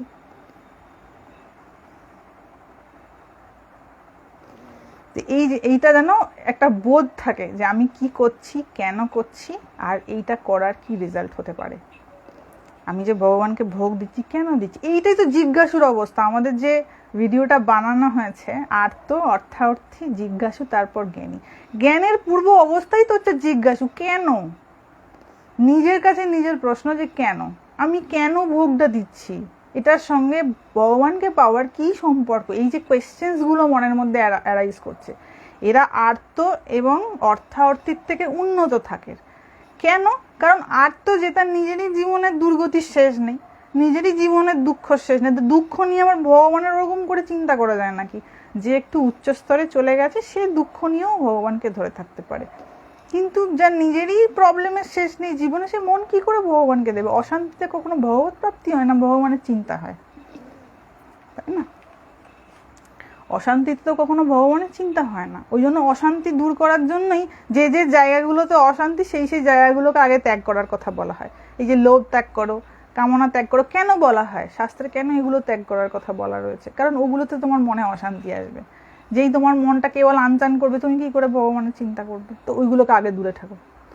মনে তোমার যেটা তোমার মনকে বিভ্রান্ত করবে বা তোমার মনের মধ্যে অশান্তি তৈরি করবে, তুমি ওইগুলোকে যদি না ছাড়ো, তুমি কি করে মনটা তোমার শান্ত হবে? শান্ত হয়ে বসবে এক জায়গায়, তারপর না ভগবানের নাম করবে। আমি বুঝতেই পারছি না, মনের মধ্যে এটা ওটা সেটা হ্যান ত্যান সারা জিনিস ঘুরে বেড়াচ্ছে, আমি কি করে ভগবানের চিন্তা করবো, তাই না?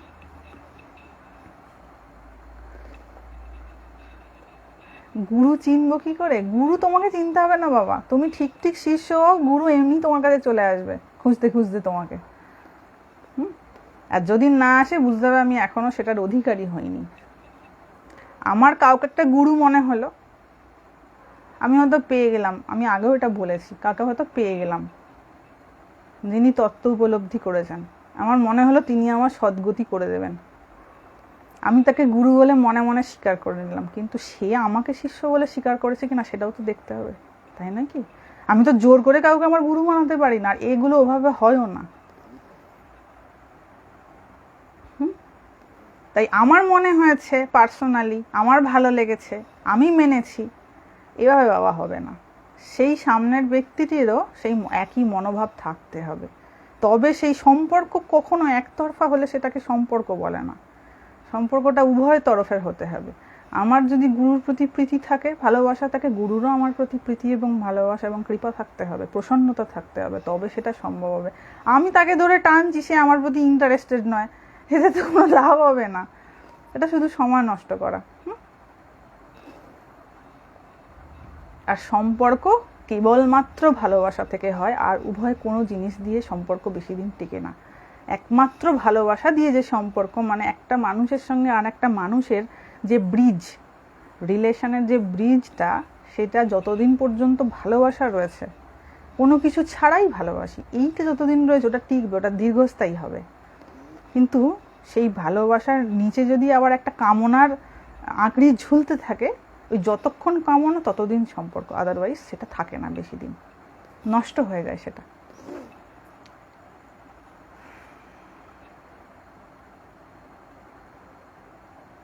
হ্যাঁ, ভগবান শ্রীকৃষ্ণের কাছে চলে গেছেন। I want to join in the live. দেখুন, লাইভে জয়েন করার জন্য বিশেষ কিছু করার দরকার হয় না, যখন টাইম দেওয়া হয় সেই সময়ে যুক্ত হয়ে গেলেই হয়। হ্যাঁ, এটার জন্য কিছু বিশেষ করতে হয় না, ওই সময়ে এসে ফোনটা খুললেই দেখা যায় লাইভে জয়েন করা, মানে তো এমন কিছু বিশেষ, অনেকে আসলে বুঝতে পারেন না এই ব্যাপারগুলো, যে সময় আগে থেকে বলে দেওয়া হয়, হ্যাঁ, যে এই সময় হবে, ওই সময়টা এসে এই পেজটাতে ঢুকলেই দেখা যাবে লাইভটা হচ্ছে, ব্যাস, তার মানেই লাইভ জয়েন করা।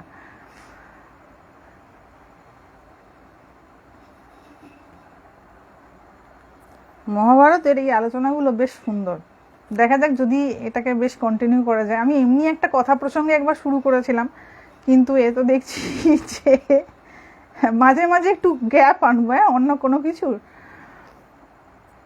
হ্যাঁ, নেটওয়ার্কের তো প্রবলেম হবেই বাবা, তোমরা পশ্চিমবঙ্গে রয়েছে, আমি 1600 কিলোমিটার দূরে রয়েছি, একটু নেটওয়ার্কের তো গ্যাপ হলেও হতে পারে।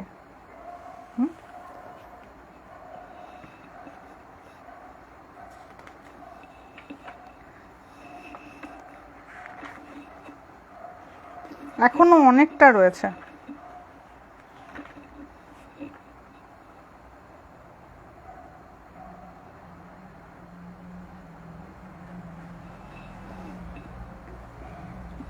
মন এদিক ওদিক যায়, সেটা একটু অভ্যাসের দ্বারা নিয়ন্ত্রণ করতে হবে, এটা একটু অভ্যাসের দরকার। হ্যাঁ, কিছুটা, অনেকটাই অভ্যাসের দরকার, অভ্যাসের দ্বারা এটা কিছুটা আয়ত্তে চলে আসে। জব করতে করতে ঘুমিয়ে পড়লে লাভ? এটা অনেকের প্রশ্ন, এই জাতীয় প্রশ্নগুলো অনেকের থাকে। দেখুন, আমি সেক্ষেত্রে বলবো যে একটা জবের নিয়ম থাকাটা খুব দরকার। সকাল বা সন্ধে, সকাল সন্ধে অবশ্যই, অল্প সময় হলেও সেটা অবশ্যই সেটা অভ্যাস করা দরকার। এবার যদি অন্য সময়ে কারোর মনে হয় আমি জব করব, করতেই পারে। ঘুমের সময় যদি কেউ জব করতে করতে ঘুমোতে পারে, সেও খুব ভালো, ভালো নিদ্রা হয়, সাউন্ড স্লিপ হয়। এইটা একটা ফ্যাক্টর। জব চিরকালই কল্যাণ করে, এটার আবার কোনো নেগেটিভ প্রভাব আছে নাকি যে যখন খুশি করতে পারে মানুষ, উঠতে, বসতে, ঘুমোতে, মানে ঘুমিয়ে পড়ার পর তো আর সেন্স থাকে না, যখনই সে ফাঁকা সময় পাচ্ছে বা টুকটাক কাজ করতে করতে জবের অভ্যাস করতেই পারে। বইটির লেখককে, এটা গোরখপুর প্রেসের, হ্যাঁ, গোরখপুর প্রেসের মহাভারত, এটা লাস্ট ইয়ারে আমি পেয়েছি হাতে।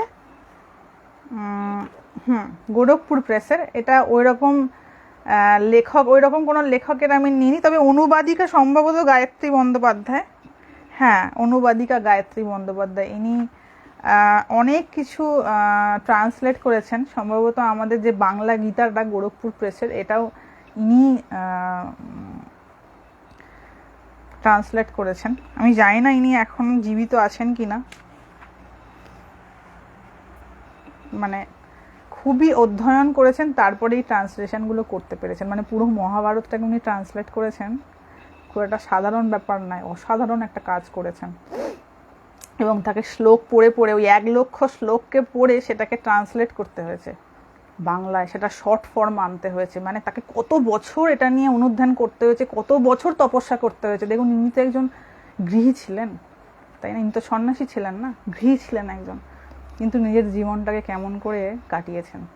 অবভিয়াসলি ধরুন, তার যাই জীবন হোক না কেন, যে মানুষটা 1 লক্ষ শ্লোকের ট্রান্সলেশন করে মহাভারতে, তাকে কতটা সময় ওটার পিছনে ডেডিকেট করতে হয়েছে, ওই পার্টিকুলার ওই জিনিসটার পিছনে, মানে নিজের হয়তো নাওয়া খাওয়া টুকুন করেছেন, মিনিমাম টুকুন করেছেন, ম্যাক্সিমাম টাইম ওই দিকে ডিভোট করেছেন, তবে আজকে আমরা এই বাংলা মহাভারতটা দেখতে পাচ্ছি। তো এই গায়ত্রী বন্দ্যোপাধ্যায় ইনি গীতারও অনুবাদিকা, আমাদের যে গীতাটা আমরা পাই। আমি জানি না ইনি আরও কোনো বই অনুবাদ করেছেন কিনা, বা রামায়ণটা একটু দেখতে হবে। কদিন বাদে রামায়ণটা কিনবো, যখন যাব বাংলায় দেখবো যে এটারও অনুবাদিকা উনি কিনা। তার মানে ওনার সংস্কৃত নলেজ মারাত্মক ছিল। যিনি সংস্কৃত থেকে বাংলায় ট্রান্সলেট করেছেন, সংস্কৃতে অসাধারণ পাণ্ডিত্য ছাড়া সে করতেই পারবেন না এটা। তো ইনিও তো একজন গৃহী ছিলেন, জীবনটা কেমন করে কাটিয়েছেন। এই মহাভারত কিভাবে পেতে পারি?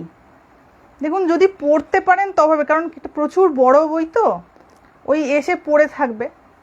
অনেকের ক্ষেত্রে এই প্রবলেমটা আমি বলে দিই, যে ধরুন আমি একটা বইয়ের পোর্শন পড়ছি, সেটা হয়তো কারোর খুব ভালো লেগেছে, উনি জিজ্ঞাসা করলেন যে মা আপনি কোন বই থেকে পড়ছেন, আমি হয়তো তাকে বইয়ের নামটা বললাম, তিনি হয়তো বইটা কিনলেন। এটা একাধিক জনের সঙ্গে হয়েছে, বইটা কিনেছেন, কিনে যেই পড়ছেন বলছেন আমার ওটা ভালো লাগছে না তো তেমন, বা আমি তো খুঁজেই পাচ্ছি না আপনি কোনখানটা বলছিলেন, বা যতটা আমার ভালো লেগেছিল বলে আমি বইটা কিনেছি, কিনে দেখছি যে আমার তো কই তেমন তো ফিল হচ্ছে না। তো এই ধরনের কিন্তু প্রবলেম হতে পারে, বা বোর হয়ে যেতে পারেন। এটা কমসে কম আমাকে 50 জন এই অভিযোগটা করেছেন, যে আপনি যে বইটা বলছেন ওটা আমরা কিনেছি, কিনে পড়ছি, কিন্তু দেখছি কই তেমন কিছু বোধ করতে পারছি না, বা তেমন তো কিছু পেলামই না বইটার মধ্যে, এরকম মনে হচ্ছে।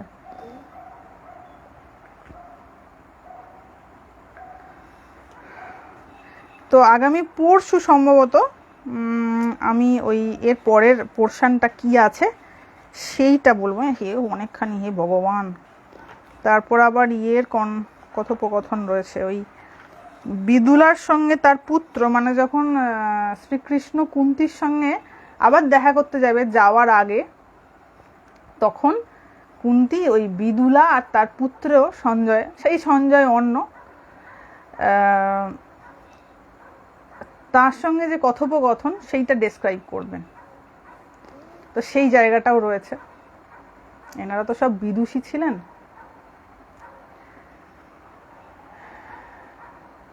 না, গায়ত্রী মন্ত্র উচ্চারণ করতে নেই, এ আবার কি কথা? মেয়েদের উচ্চারণ করতে নেই? মেয়েরা আবার আলাদা নাকি?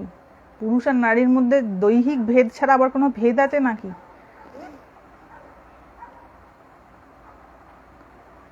গোরখপুর গীতা কোথায় পাওয়া যাবে? দেখুন, গীতা প্রেসের তো ব্রাঞ্চ আছে, আপনার কাউন্টার আছে, হাওড়া স্টেশনে পাবেন, বা দমদম স্টেশনে পাবেন, বা শিয়ালদা স্টেশনে পাবেন। এই 3টে জায়গায় মোটামুটি পেয়ে, খড়গপুর স্টেশনে সম্ভবত পাওয়া যায়। তো এই স্টেশনগুলোতে পেতে পারেন যতটুকুন আমি জানি। তবে হাওড়া স্টেশনে আছে, আমি শিওর যে হাওড়া স্টেশনে পাওয়া যায়। সবাইয়েরই মোটামুটি যাতায়াত থাকে কম বেশি হাওড়া স্টেশনে, ওটা এমন একটা জায়গা, ওখানে গেলেও পেতে পারেন। ওদের কাউন্টার আছে, কাউকে একটা জিজ্ঞাসা করে নেবেন, কোনো দোকানে গিয়ে জিজ্ঞাসা করে নেবেন যে আচ্ছা এখানে গীতা প্রেসের কাউন্টার কোথায় রয়েছে, দেখিয়ে দেবে। এবং ওখানেই গীতা প্রেসের যাবতীয় বইগুলো পাওয়া যায়। আমাদের এখানে গীতা ভবন রয়েছে, এবং সেখানে গীতা ভবনের আন্ডারে বিরাট বড় গীতা প্রেসের কাউন্টার, খুব বড়। কিন্তু ব্যাপার হচ্ছে এখানে বাংলা পাওয়া যায় না, বাংলা বই। ওইটা বাংলা বই আনতে গেলে বাংলা থেকে আনতে হয়। এখানে সব হিন্দি বই, হিন্দি ভাষায়, বা অন্যান্য তামিল তেলেগু এইসব ভাষায় পাওয়া যায়, সাউথ ইন্ডিয়া যে ভাষাগুলো, কিন্তু বাংলা ভাষায় পাওয়া যায় না। আপনার মুখে দমদমের নাম শুনতে বেশ লাগে। আসলে তোমার বাড়ি তো এখানে, ভালো তো লাগবেই শুনতে।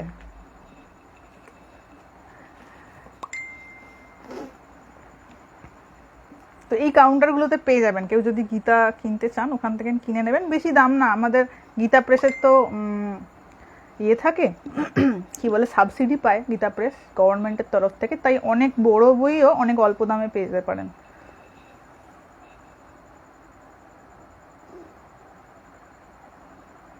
হ্যাঁ, গুরু যদি শিষ্যকে আপন করে না নেয়, সেখানে শিষ্য তার গুরুকে শ্রদ্ধার চোখে রাখা উচিত। নিশ্চয়ই। এটা করতে পারে কজন, সেটার সংখ্যাই তো কম। আমি তো সব সময় চাইবো আমি যেটা করছি আমি তার উপযুক্ত রেসপন্স পাবো, যতটা আমি মনের মধ্যে আশা করে রেখেছি। সেই রেসপন্সটা না হলেই তো তখন নষ্ট হয়ে যায় না, শ্রদ্ধা নষ্ট হয়ে যায়। শ্রদ্ধা, বাবা এত সহজ ব্যাপার। শ্রদ্ধাত্রয় বিভাগ যোগ করে ফেললেন ভগবান গীতাতে। সম্ভবত 17 চ্যাপ্টারটা হচ্ছে শ্রদ্ধাত্রয় বিভাগ যোগ। শ্রদ্ধা নিয়ে একটা চ্যাপ্টার করে ফেললেন ভগবান গীতায়। তো এই শ্রদ্ধা তো বাবা যাত্রার হবে না, মনে মনে আমি অনেক ভাবতে পারি আমি অমুককে শ্রদ্ধা করি, আমি অমুককে, শ্রদ্ধাই কি এইটুকুন ব্যাপার নাকি? শ্রদ্ধা শ্রদ্ধা করার জন্য তপস্যা করতে হবে। শ্রদ্ধা এত সস্তার ব্যাপার নয় যে মনের মধ্যে আমি মনে মনে ভাবলুম আমার শ্রদ্ধা রয়েছে আর শ্রদ্ধা বোধহয় চলে এলো, এমনটা নয়। শ্রদ্ধা খুব কঠিন জিনিস।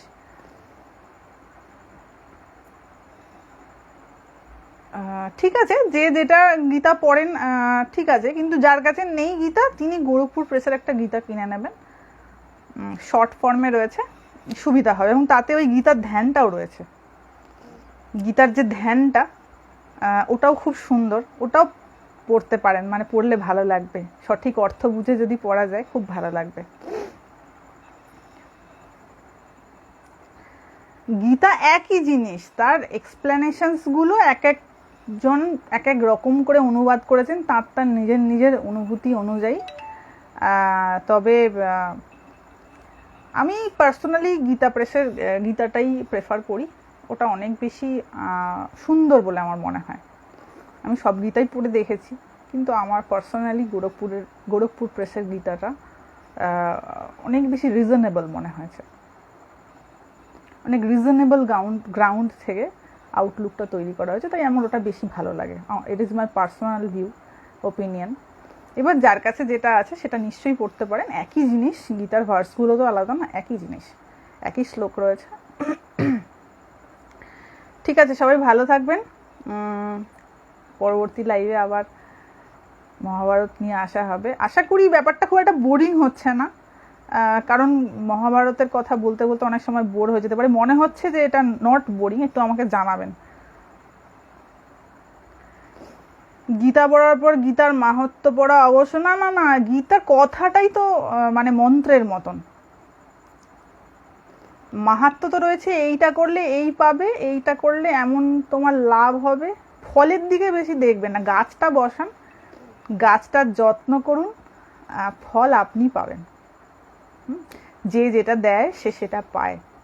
কোনো মানুষ যদি নিঃস্বার্থভাবে ভালোবেসে থাকে তার জীবনে ভালোবাসার অভাব হয় না, জানেন তো? ভালোবাসার অভাব তার জীবনে যে ভালোবাসতে জানে না,